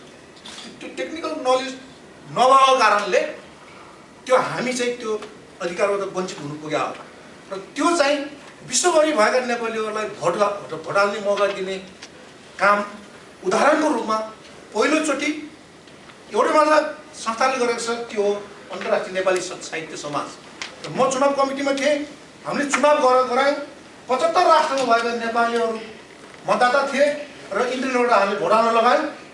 र यति छिटो काउन्ट हुँदो रहेछ, मैले यो अमेरिकाको राष्ट्रिय चुनावमा 1 घन्टामा राष्ट्रपति निर्वाचन घोषणा गर्छ नि, उता अर्को स्टेटमा भोटर काउन्ट भइरहेको हुन्छ, एकैतिर घोषणा गर्छन्। कारण बल्ल पत्ता लाग्यो कि मैले आफैले चुनाव कमिटीमा काम गर्दाखेरि 1 बजे घोषणा गर्ने भन्ने थियो राति। 1 बजे हामी विभिन्न स्टेटमा भएका कम्प्युटरमा बसियो, अनि त्यो लगइन गरेपछि त्यो चुनाव रिजल्टमा क्लिक गरेपछि त्यो कम्प्युटरले आफै बन्दो रहेछ, उतिखेर रिजल्ट निकाल्दो रहेछ। अनि उतिखेर हामीले 1 बजेर 10 मिनट लागेर हामी चुनाव घोषणा गरिन्छ। संसारभरिको भोट 75 राष्ट्रमा भएको नेपालीको भोटिङ हामीले 10 मिनटमा काम गरेर सिद्ध्याइदिएको थियौँ। त्यो नलेज नेपालको राजनीतिक दलहरूलाई छैन, नभएपछि त्यो हामी त्यो अधिकारबाट वञ्चित छौँ। र त्यो काम चाहिँ अन्तर्राष्ट्रिय नेपाली साहित्य समाजले त्यो नेपालका राजनीतिक दलहरूलाई, नेपाल सरकारलाई सिकाउन सक्छ भन्ने कुरो एउटा मैले एउटा थप्नु मात्रै खोजेको हो। र अब यसपछि हामी विदेशमा छौँ र अहिले यो dcnepal.com र इन्डियनको भिडियो संसारभरिका नेपाली दाजुभाइ दिदीबहिनीले हेरिरहनु छ। र त्यहाँ चाहिँ हामी विदेशमा भएका जो हाम्रो नेपालमा छोराछोरी छन्, बच्चाहरू छन्, स्कुल पढ्लान्, सानसानो केटाकेटी होलान्, हामी जहिले पनि पिर लाग्ने, हामी विदेशमा बस्दाखेरि आफ्नो छोराछोरीको पिर जुन छ नि चिन्ता, त्यसको ध्यान दिने संस्था नेपालमा एउटा मात्रै संस्था देखिन्छ, अभिभावक सङ्घ। अभिभावक सङ्घले प्याप सङ्घ, नेपाल सरकार, ट्राफिक सबैसँग मिलेर बेला बखत चाहिँ मिटिङ गरेर केही काम गरेको हामी इन्टरनेटमा पढिराखेको छ। र भाग्यवश भर्खरै चाहिँ नेपालबाट आउनुभएका अमेरिका भ्रमणमा उक्त अभिभावक सङ्घ नेपालका केन्द्रीय अध्यक्ष सुप्रभात भण्डारी हामी समस्या हुनुहुन्छ अहिले, र अमेरिका भ्रमण आउनुभयो, उहाँ तुरुन्तै फर्कँदै हुनुहुन्छ। उहाँ सुप्रभात भण्डारीज्यू अभिभावक सङ्घ नेपालका केन्द्रीय अध्यक्षलाई यसो 2 शब्द बोलिनु भन्नुहुन्छ। त्यहीबाट बोल्नु, क्यामेरा नजिक आउनाले त्यहीबाट बोलिनु पनि हुन्छ। सुप्रभात भन्नाले धन्यवाद। मेरो सम्पूर्ण उपस्थित महानुभावमा एकदम हार्दिक अभिवादन, नमस्कार र सुप्रभात भन्नाले। मेरो सौभाग्य आज तपाईहरु जस्तो विद्वान व्यक्तित्वहरूको माझमा अमेरिका आएर केही कुरा सुन्न, जान्न, सिक्न पनि पाएँ।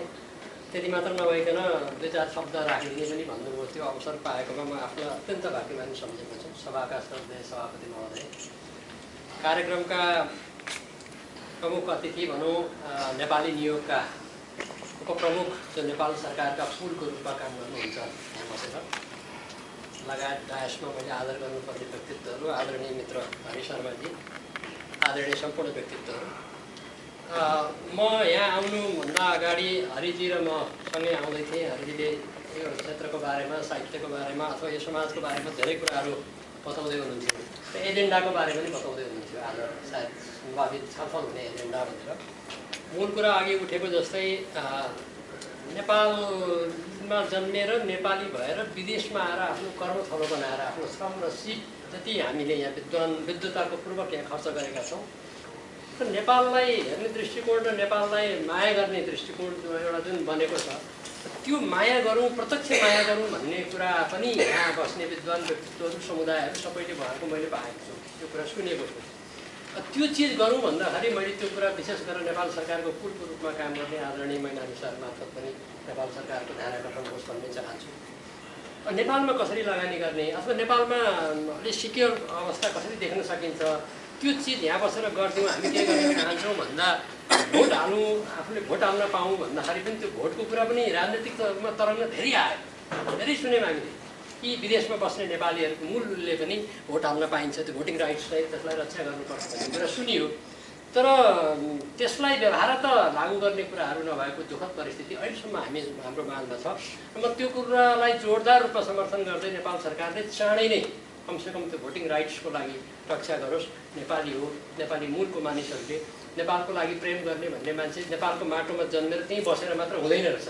त्यसको माया जब देश छोडेर अलि टाढा आइन्छ अझ बढी नेपालको माया हुँदो रहेछ भन्ने कुरा मैले पनि अनुभूत गरेको छु। त्यो कारणले गर्दाखेरि त्यो होस् भन्ने चाहन्छु। र लगानीको कुरामा पनि अघि हरिजीले बेला भन्दै हुनुहुन्थ्यो, लगानी गर्न चाहने नेपालीहरूले थोर बहुत जे होला लगानी गरौँ, नेपालमा के को सेक्टरमा गरिदिनु त भन्दाखेरि म उहाँलाई भन्दै थिएँ हाइड्रो सेक्टर।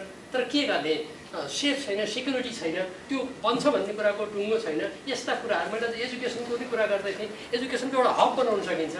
जस्तो उदाहरणको लागि हाम्रा नेपालको भूगोल म्यापमा चाहिँ पूर्व र पश्चिम जोडिएको ठाउँमा पूर्वमा दार्जिलिङ, आसाम, पश्चिममा दुनसम्म हाम्रो नेपाली केटाकेटी पढ्छन्। हामी नेपालमै राम्रोसँग चाहिँ विदेशी केटाकेटी भनौँ अथवा विदेशी विद्यार्थीहरू ल्याएर पढाउने वातावरण किन बनाउन सक्दैनौँ र?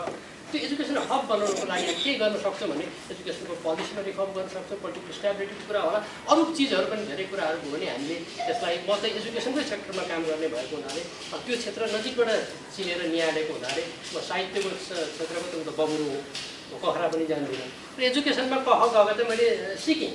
त्यसमा त्यो भएको हुनाले हामीले टोटल्ली नेपालका विद्यार्थीहरूलाई के भन्यौँ भने नेपालमा जन्मेका सम्पूर्ण बालबालिकाहरूलाई मा एउटा अनन्त सम्भावना हुँदो रहेछ, उनीहरूको भित्र एउटा पोटेन्सियलिटी हुँदो रहेछ। बच्चा जन्मिँदै उनीहरूको केही चिज हुन्छ, तर उसलाई कसरी एक्सपोज गर्ने भन्दाखेरि समाजले गर्ने कुरामा फर्मल एजुकेसन होइन, एजुकेसनले चाहिँ उसको आँखा उगाउँदो रहेछ। अनि हामी के छ भने विविधयुक्त शिक्षा छ।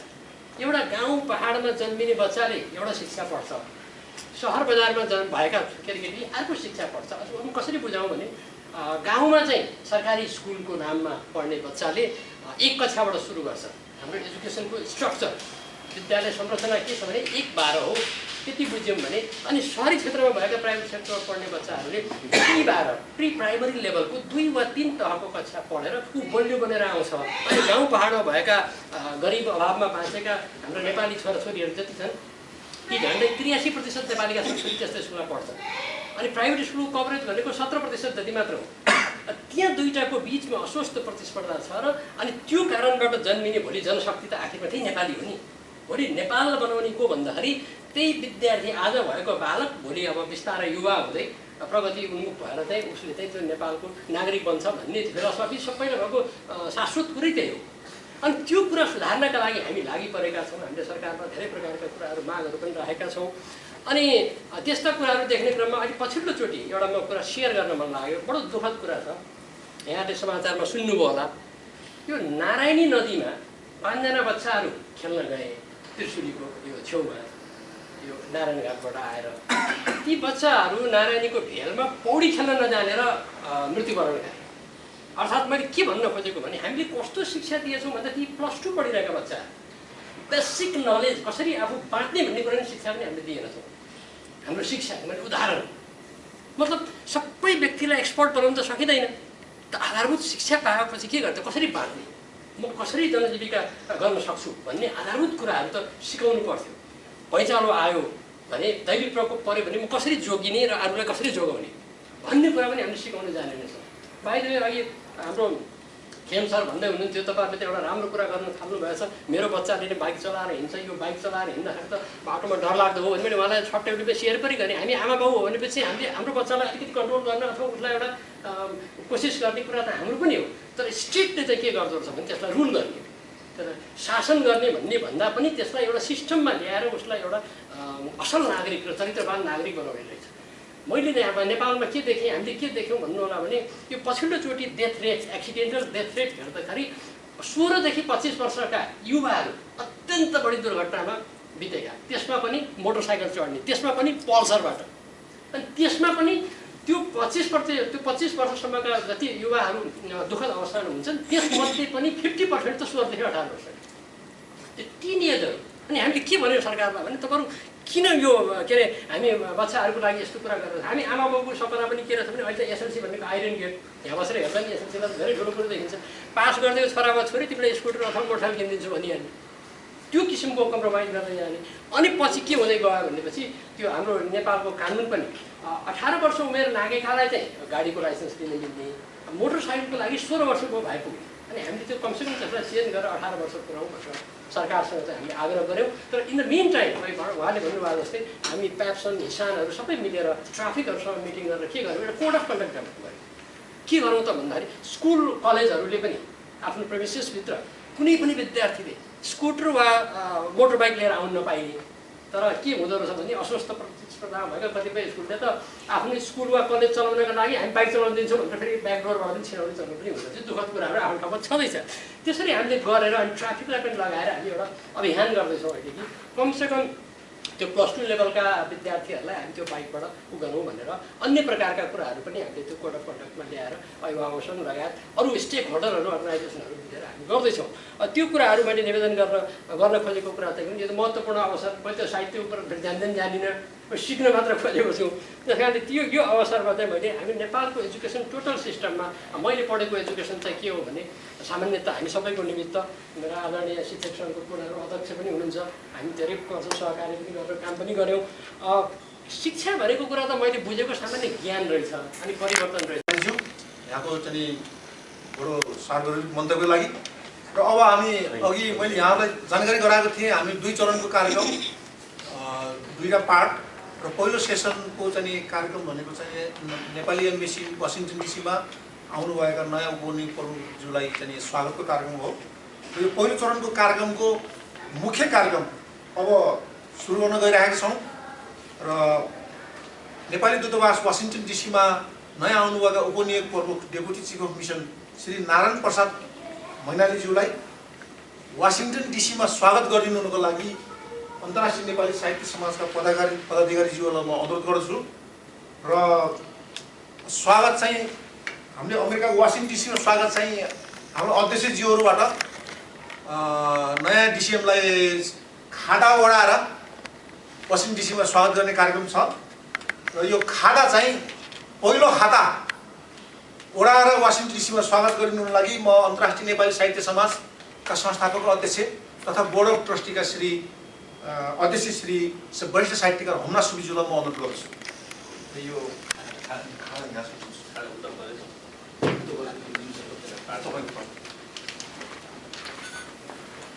नेपाली दूतावास वासिङटन डिसीमा नयाँ आउनुभएका उपनियोजित प्रमुख नारायण प्रसाद मैनालीज्यूलाई अमेरिकाको राजधानी वासिङटन डिसीमा हार्दिक स्वागत गरिदिनु म हुमना सुब्बाज्यूलाई। अब यसपछि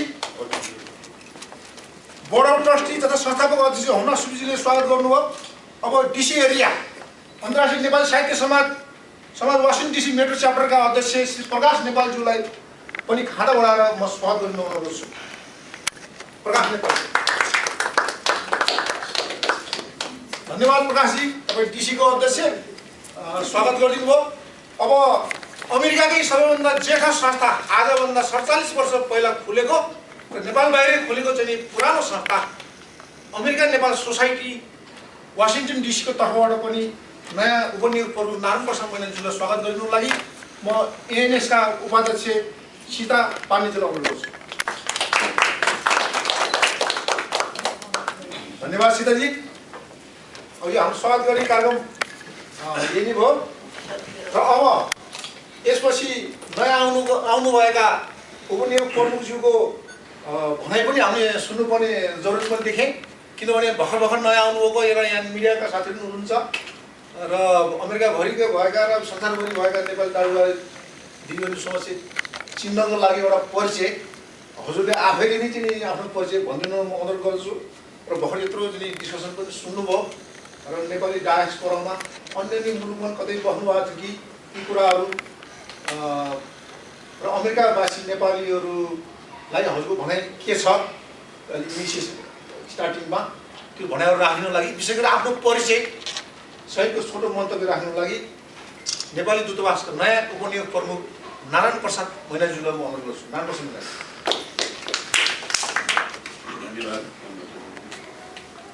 आज देश समारोहका अध्यक्षज्यू साहित्यकार तथा अन्तर्राष्ट्रिय नेपाली साहित्य समाजका संस्थापक अध्यक्ष कमला सुवेदीज्यू, मेरा परम मित्र तथा आजका गेस्ट स्पिकर ओमराज आचार्यज्यू, अरुवाग सङ्घ नेपालका केन्द्रीय अध्यक्ष भण्डारीज्यू, साहित्यकर्मी मित्रहरू, बुद्धिजीवी तथा सञ्चार माध्यमका प्रतिनिधिहरू, सर्वप्रथम त म यहाँ वासिङटन आएको एक हप्ताभित्र यसरी सबै साथीहरूसँग भेटघाट हुने र अन्तर्क्रिया गर्ने अवसर प्रदान गरेकोमा अन्तर्राष्ट्रिय नेपाली साहित्य समाज डिसीको मेट्रो च्याप्टरका पदाधिकारीज्यूहरूलाई धन्यवाद दिन चाहन्छु यो अवसर प्रदान गर्नुभएकोमा। म वासिङटन आएको तेस्रो दिनै बाल्टिमोरमा पनि यस्तै प्रोग्राममा तनहुँ अमेरिकी समाजले तनहुँ नेपाली समाजको आयोजनामा भएको वनभोज कार्यक्रममा पनि यस्तै अवसर पाएको थिएँ, साथीहरूसँग भेटघाट गर्ने मौका पाएको थिएँ र हामी नेपाली राजदूतावासका पदाधिकारीहरू हामी राजदूतज्यू लगायत हाम्रो चाहिँ मेन कर्तव्य चाहिँ अब नेपाल र अमेरिका बिचको सम्बन्ध मित्रता आदान प्रदानहरूलाई अभिवृद्धि गर्ने र नेपाल र अमेरिका बिच अब नेपाल अमेरिकामा बसोबास गरिरहनुभएका तपाईँ जस्ता नेपाली डायस्पोराहरूको हक हित र तपाईँहरूको गरेका गतिविधिहरूमा प्रत्यक्ष परोक्ष रूपमा हामीहरूले पनि सघाउने एउटा कर्तव्यमा पर्छ। हामी दूतावासको काम कर्तव्यहरूमा त्यो हिसाबले नेपाली दूतावास र नेपाल सरकारले अमेरिकालाई उच्च महत्त्व दिएर किनभने बेलायतपछि नेपालको बाहिरी संसारसँग गौती सम्बन्ध भएको अमेरिका नै हो। अमेरिकासँग हाम्रो दोस्रो चाहिँ बेलायतपछि अमेरिकासँग नेपालको सम्बन्ध र भनौँ न अब अर्ली 50s देखि नै त्यतिखेर चाहिँ एसियाको कति देशहरू जन्मिएका पनि थिए। त्यतिखेरदेखि नेपालको अमेरिकासँग सम्बन्ध र आदान प्रदान अमेरिकाले पनि त्यस्तै नेपाललाई चाहिँ अब पिस कोर र युएसएड मार्फत सहयोग बढाएर दुईपक्षीय चाहिँ मिसनहरू स्थापना गरेर नेपाललाई महत्त्व दिएर चाहिँ हाम्रो नेपाल अमेरिका सम्बन्ध यसरी अगाडि बढिरहेको छ। त्यसपछि अब यो 80s को दशकपछि होला नेपाली डायस्पोराहरूको चाहिँ अमेरिकामा बाक्लो उपस्थिति भएर अघि सीताजीले भने जस्तै सक्रियता र अलिकति बढिरहेको छ। हाम्रो नेपाली डायस्पोराहरूमा चाहिँ एउटा सुहाउँदो किसिमको चाहिँ बुद्धिजीवीहरूको जमात पनि जम्मा भइरहेको छ। हरेक क्षेत्रमा चाहिँ नेपाली उपस्थिति चाहिँ बढिरहेको छ। अहिले चाहिँ आफ्नो प्रेजेन्स देखाइरहेको छ। नेपालीहरूलाई आफ्नो प्रतिभा देखाउने मौका पाइरहनु भएको छ यहाँ अमेरिकामा। त्यो सुन्दाखेरि हामी नेपालमा बस्ने नेपालीहरू र हामी नेपाली राजदूतावासले गर्व गर्ने कुरा मान्छु म यसलाई। किन यहाँ बसेको तपाईँहरूको गतिविधिबाट राष्ट्रको सम्मान बढ्ने, किनभने नेपाली डायस्पोराको यहाँ राम्रो प्रेजेन्स र उहाँको पर्फर्मेन्स राम्रो हुँदाखेरि त्यसको इम्प्याक्ट हामी कहाँ नेपाल चाहिँ हामी नेपालमा बस्ने नेपालीहरूले पनि पाउने हुनाले तपाईँहरूको यो अभियान जस्तो अब साहित्यको सेवाको हिसाबले भाषाको र संस्कृतिको चाहिँ संरक्षण र चाहिँ त्यसको चाहिँ प्रचार प्रसार गर्नमा अन्तर्राष्ट्रिय नेपाली साहित्य समाज जस्ता संस्थाहरूले गरेको काम कर्तव्यबाट नेपाली भाषालाई जीवन्त राख्न विदेशमा मैले यसो भन्दै अहिले यो नेपाली भाषाको महत्त्व चाहिँ र भानुभक्तको कुरो मैले अस्ति उठाएको सन्दर्भ चाहिँ के थियो भने म साहित्य लेखन गर्ने र साहित्यमा रुचि त राख्छु तर त्यति प्रतिभा चाहिँ मसँग त्यति छैन मैले उहाँ भण्डारीजीले भने जस्तै तर साहित्य रुचिको विषय चाहिँ हो मेरो जस्तो कविता वाचन उहाँले गर्दाखेरि अलिकति मुग्ध भएर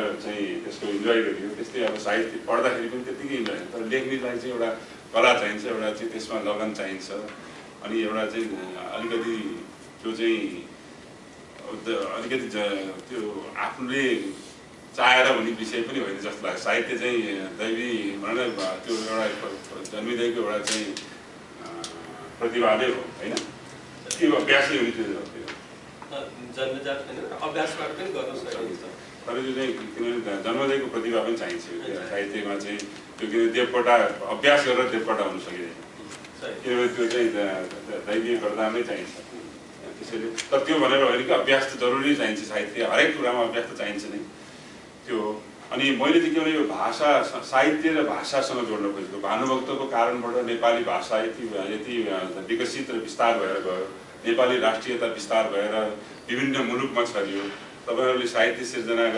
साहित्य सर्जकहरूले त्यसलाई जीवन्त बनाइराख्नुभयो झन् त्यसलाई चाहिँ उजागर बनाउँदै जानुभयो अब यो अहिले विदेशमा बस्ने नेपालीहरू मैले आफ्नो कूटनीतिक उसको दौरानमा म्यानमार अहिले बर्मा भन्थे पहिला अहिले म्यानमार त्यहाँ थुप्रो नेपालीहरू हुनुहुन्छ त्यहाँ सर्भ गर्ने मौका पाएको थिएँ त्यहाँ पनि यस्तै साहित्यिक गतिविधिहरू भइरहन्थे र तर उहाँहरूको के थियो भने चिन्ता चाहिँ सेकेन्ड जेनेरेसनले भाषा चाहिँ नजानिँदाखेरि त्यो भाषाको संरक्षण र भाषाको चाहिँ त्यो गर्नलाई चाहिँ उहाँहरूलाई एउटा चाहिँ चिन्ताको विषय भइरहेको थियो त्यस्तै यहाँ अमेरिकामा पनि सायद होला किनभने हाम्रो सेकेन्ड जेनेरेसनहरूले केटाकेटीहरूले त्यो नेपाली भाषा जान्दैनन् पढ्दैनन् भने हाम्रो साहित्य सृजनाको अर्थ रहँदैन हाम्रो सङ्गीत कला यिनी सब कुराहरूको लागि चाहिँ यो सेकेन्ड जेनेरेसनसम्म यो चाहिँ ट्रान्सफर गर्नको लागि हामीले जस्तो अहिले उहाँको चाहिँ गोविन्दजीहरूले यो विश्व परिक्रमा जस्ता पत्रिकाहरू चलाएर साहित्यिक गतिविधिहरूबाट केटाकेटीहरूमा पनि यो नेपाली भाषाको चाहिँ जागरण बढाउन सक्यो भने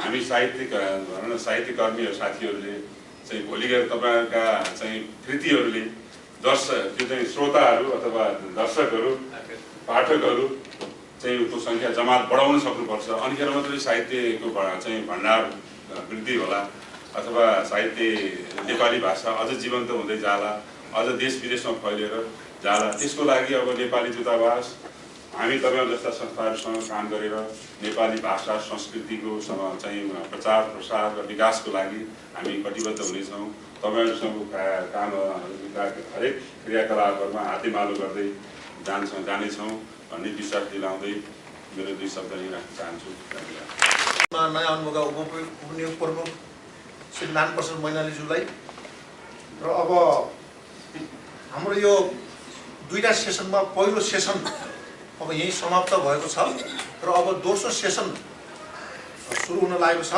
र पहिलो सेसनमा हामीले नानप्रसाद मैनालीज्यूलाई वासिङटन डिसीमा स्वागत गऱ्यौँ र अब दोस्रो सेसन भनेको आजको चाहिँ टपिक्स जुन छ discussion forum for Nepali US citizenship to work in Nepal भन्ने चाहिँ अमेरिकामा आएर भिसा आयो विद्यार्थीमा सार्यो पढ्यो विद्यार्थी भिसा पढ्यो कलेज पढ्यो यतै जारी खायो यतै बस्यो ग्रिन कार्ड ल्यायो नागरिकता ल्यायो यतै बुढो भयो यो जुन यो चलन छ त्यसमा चाहिँ एउटा राम्रो उदाहरण दिनुभएको छ होमराज आचार्यज्यूले होमराज आचार्यजी हामी जस्तै हामीभन्दा पहिला आएर यहाँ आउनुभयो पढ्नुभयो यहाँ जारी खानुभयो सबै गरेर यहाँ घर छ उहाँको यहीँको चाहिँ अमेरिकन नागरिकसँग बिहा गर्नुभयो सबै यतै सेटल भइसकेको मान्छे पनि नेपाल गएर यत्रो 4-5 वर्ष भयो नेपालमा राम्रो सेवा गर्नुभएको छ भने यो कसरी सम्भव भयो त भन्ने बारेमा चाहिँ आज एउटा टक जस्तो कार्यक्रम आयोजना गरिएको हो र यो कार्यक्रमले मैले आज सानो कार्यक्रम होला यहाँ यो सानो प्रोग्राम भन्नु होला तर म चाहिँ यसलाई सानो देखाएको छैन। किन देखाएको छैन भने म सानो उदाहरण दिन्छु यहाँहरूलाई। अर्थमन्त्री देवेन्द्रराज पाण्डे हुनुहुन्थ्यो बौद्धल आइसकेपछि पनि। तपाईँलाई यादै छ पञ्चायती व्यवस्था पालामा अर्थमन्त्रीहरूले बजेट भाषण गर्दाखेरि भाषण गरेर यसलाई यति छुट्याउँछु यसले छुट्याउँछु भन्ने अनि विदेशमा काम गर्ने नेपालीहरूको आय स्रोत कहिले पनि उल्लेख गर्दैन थियो। किनभने थाहै थिएन कि अर्थ मन्त्रालयलाई। अनि के भन्थ्यो भने विदेशमा भारतीय सैनिक र ब्रिटिस सेनामा काम गर्ने नेपालीहरू पनि आय छ तर त यहाँ उल्लेख छैन भनेर टुङ्ग्याउँथे अर्थमन्त्रीहरूले। र कहिले पनि त्यो रेपिटेन्सको उल्लेख हुँदैन थियो अर्थमन्त्रीले पनि अर्थमन्त्री त्यो गरेन। तर यस्तै चाहिँ अर्थमन्त्री देवेन्द्र पाण्डेसँगको छलफलमा हामी वर्षपछि अर्थमन्त्रीलाई सल्लाह दिने बजेट गर्नेलाई एउटा आर्थिक समिति पनि हुन्थ्यो संसद सचिवालयमा। आर्थिक समितिले मलाई चिठी लेख्थ्यो कि वर्षपछि अर्थमन्त्रीलाई सल्लाह दिनलाई बोलाउँथ्यो। म सेनार जान्थेँ त्यहाँ हामीले ग्रुप थियो। त्यसमा मैले के भनेको थिएँ भने म्याग्दी जिल्ला उहाँ अब म्याग्दीको भएको हुनाले त्यो बेला शङ्कर बैरागी अहिले स्विजरल्यान्डका राजदूत स्विजरल्यान्डमा राजदूत हुनुहुन्छ। उहाँ चाहिँ परराष्ट्र मन्त्रालयमा त्यो पासपोर्ट शाखामा काम गर्नुहुन्थ्यो त्यो बेला है। उहाँले हामीलाई के भन्नुहुन्थ्यो भने शङ्कर बैरागीले परराष्ट्र मन्त्रालयमा पासपोर्ट लिन आउने सबभन्दा धेरै मान्छे म्याग्दीका है। अनि धेरै विदेशी नै म्याग्दीका। अनि त्यो पासपोर्ट लेख्दाखेरि नाम लेखेर त्यो जिल्ला लेख्नुमा म्याग्दी खत्तै म्याग्दी लेखिहाल्ने क्या भएको त्यो म्याग्दी लेख्नु पानी लाग्यो भएर अनि सिरा अरू जिल्लामा पनि म्याग्दी लेखिएर त्यो काटेर त्यो पासपोर्टै फाल्नुपर्ने हुन्थ्यो अरे क्या त्यो भन्नुहुन्थ्यो क्या उहाँले। त्यस्तो धेरै म्याग्दीको चाहिँ विदेशी चलन सुरु गरेको कारणले शङ्कर बैरागी भने यो कुरा है। त्यस कारणले मैले पटक चाहिँ अर्थमन्त्रीहरूलाई भन्दा कसैले सुनेनन् ल यो पनि इन्कमको स्रोत छ है रेमिटेन्स खेमबर्जनको कसैले सुनेन। त्यसपछि डाक्टर देवेन्द्र पाण्डे पछिको चाहिँ अर्थमन्त्रीलेदेखि बल्ल वैदेशिक आम्दानी नेपालीले काम गरेको कुरो पनि यसो झन् फाल्याउनु त्यति जस्तो। आज अब हाम्रा आचार्यजीको यो टक सुरु हुँदैछ नि यसमा मैले नेपालका उप अर्थमन्त्रीहरू हालका अर्थमन्त्री राष्ट्रिय योजना आयोग अर्थ मन्त्रालय नेपाल सरकार र नेपाल सम्पूर्ण राजनीतिक दलका नेताहरूलाई मैले के भन्छु भने यदि हुमराज आचार्य जस्तै विदेशमा भएको नेपाललाई पनि तपाईँहरूले नेपाल फर्काउन सक्नुभयो भने हुमराज आचार्यले एउटा आफ्नो घर मात्रै बेच्नु अहिले त $1 मिलियन आउँछ हेर्नुहोस्। भोलि कति घर किन्नु मलाई थाहा छ क्या त्यही भएर $1 मिलियन घरबाटै आउँछ।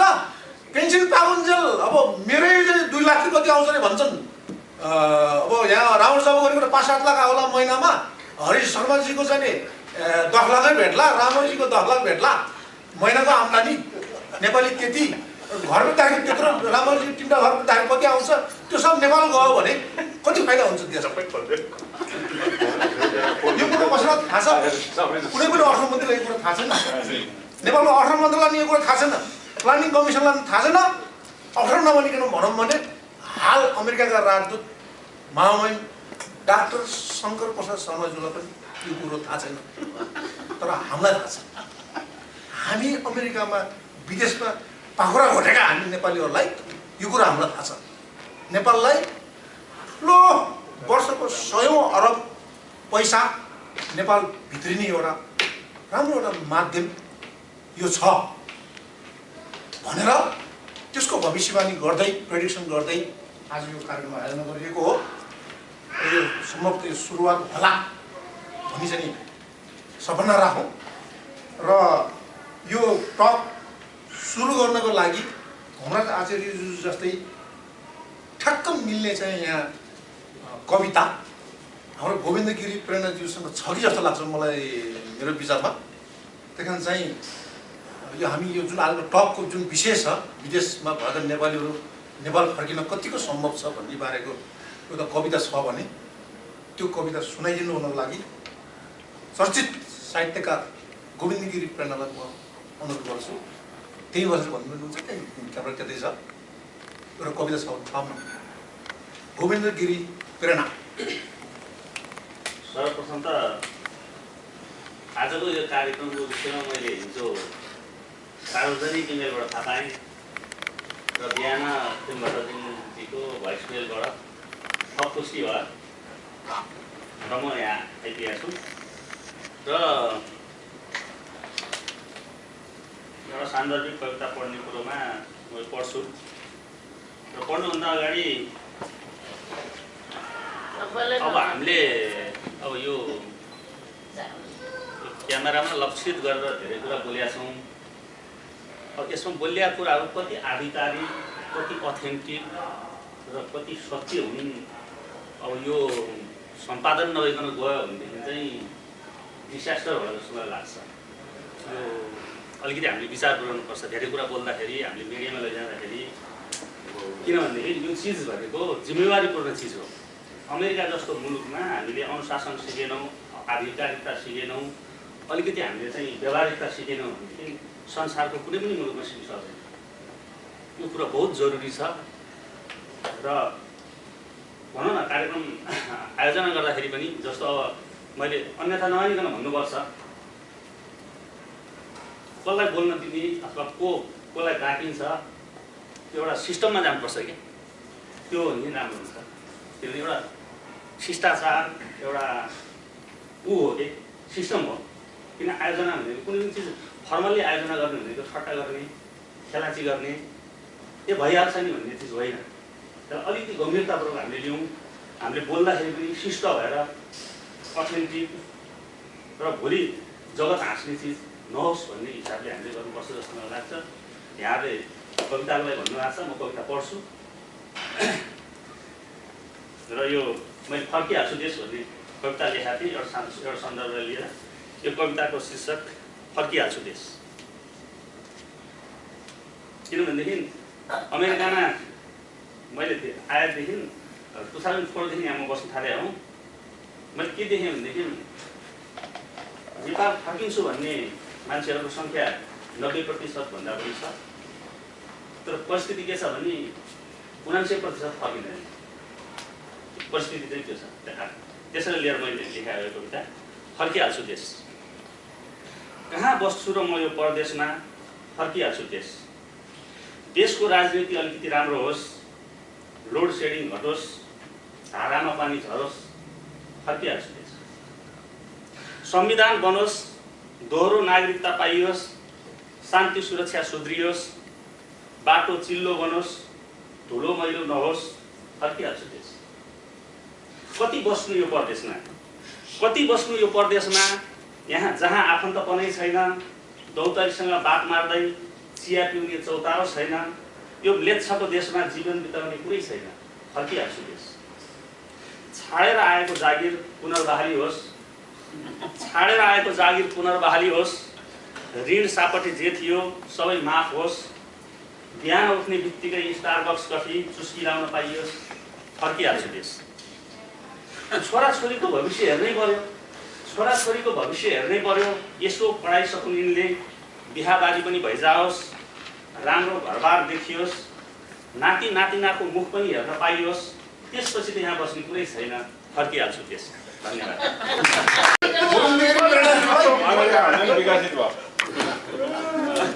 गोविन्द गिरी प्रेमीज्यूलाई धेरै धन्यवाद। साह्रै मिठो कविता सुनाइदिनु भयो र यहाँले चाहिँ अथेन्टिकको कुरा गर्नुभयो र त्यो अथेन्टिक कुरो अघि मैले दिएको उदाहरणमा साथै एउटा जोड्न चाहेँ। मैले नेपालमा विदेशमा काम गर्ने नेपालीहरूको आम्दानी नेपालको सरकारी बजेटमा पनि उल्लेख हुनुपर्छ भन्ने कुरामा वर्षपछि अर्थमन्त्रीलाई बजेटमा को सल्लाह दिँदाखेरि मेरो कुरो कहिले सुनिएन र कहिले मात्र सुनियो, कहिलेदेखि मात्रै बजेटमा पर्न थाल्यो भने राष्ट्र ब्याङ्कमा मिनबहादुर श्रेष्ठ, अहिले पिएचडी गर्नुभयो डाक्टर मिनबहादुर श्रेष्ठ, जब राष्ट्र ब्याङ्कमा घुस्नुभयो त्यहाँदेखि बल्ल अथेन्टिक भएर बल्ल सुरु भयो। र राष्ट्र ब्याङ्कमा नेपालको अर्थमन्त्रीले बजेटमा रेमिट्यान्सको कुरो हाल्न थाल्ने सुरु गराएको म्याग्दीको मान्छेले हुन्, खेमबहादुर मिनबहादुर श्रेष्ठ। त्यसैले हो पक्कै पनि यो हाम्रो एउटा संस्थाले गरेको यो कुरामा वर्षको 100औं अरब नेपाललाई आम्दानी कुरो हुने कुरोलाई नेपाल सरकारले अथेन्टिक मान्दैन, त्यो कुरो कन्फर्म छ। तर एउटा सुरुवात मात्रै पो हुन्छ कि यो छलफल भन्ने सन्दर्भमा यो कुरा यो कार्यक्रम आयोजना गरिएको हो। र अब हुमराजीको चाहिँ टक सुरु गर्नको लागि आज कुनै पनि कार्यक्रमको टक पूर्वमा स्पिकरको परिचय गराउने चलन छ। यहाँ हामी सबैले त हुमराजीलाई चिन्छौँ नै र मैले अघि नै भनिहालेँ, यहाँ मिडियाको साथीहरू इनेब्ली.com र डिस्टिबल.com यो भिडियो इन्टरनेटमा राख्नु भएको कारणले संसारभरिका साथीहरूले चिनुन् भन्नको निमित्त आजका गेस्ट स्पिकर होमराज आचार्यज्यूको एकचोटि परिचय गराइनुको लागि म डाक्टर विवेक पाण्डेजीलाई अनुरोध गर्छु।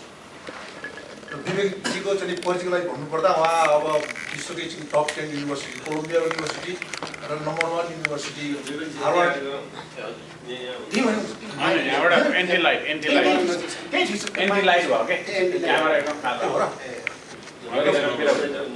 परिचयको लागि भन्नुपर्दा doctor Vivek Pande top 10 university Columbia university र वर्ल्डकै नम्बर 1 युनिभर्सिटी हार्वर्ड विश्वविद्यालय हार्वर्ड युनिभर्सिटी र कोलम्बियाबाट मास्टर्स र पिएचडी गर्नुभएको डाक्टर विवेक पाण्डेलाई स्पिकरको परिचय तपाईँबाट म अनुरोध गर्छु।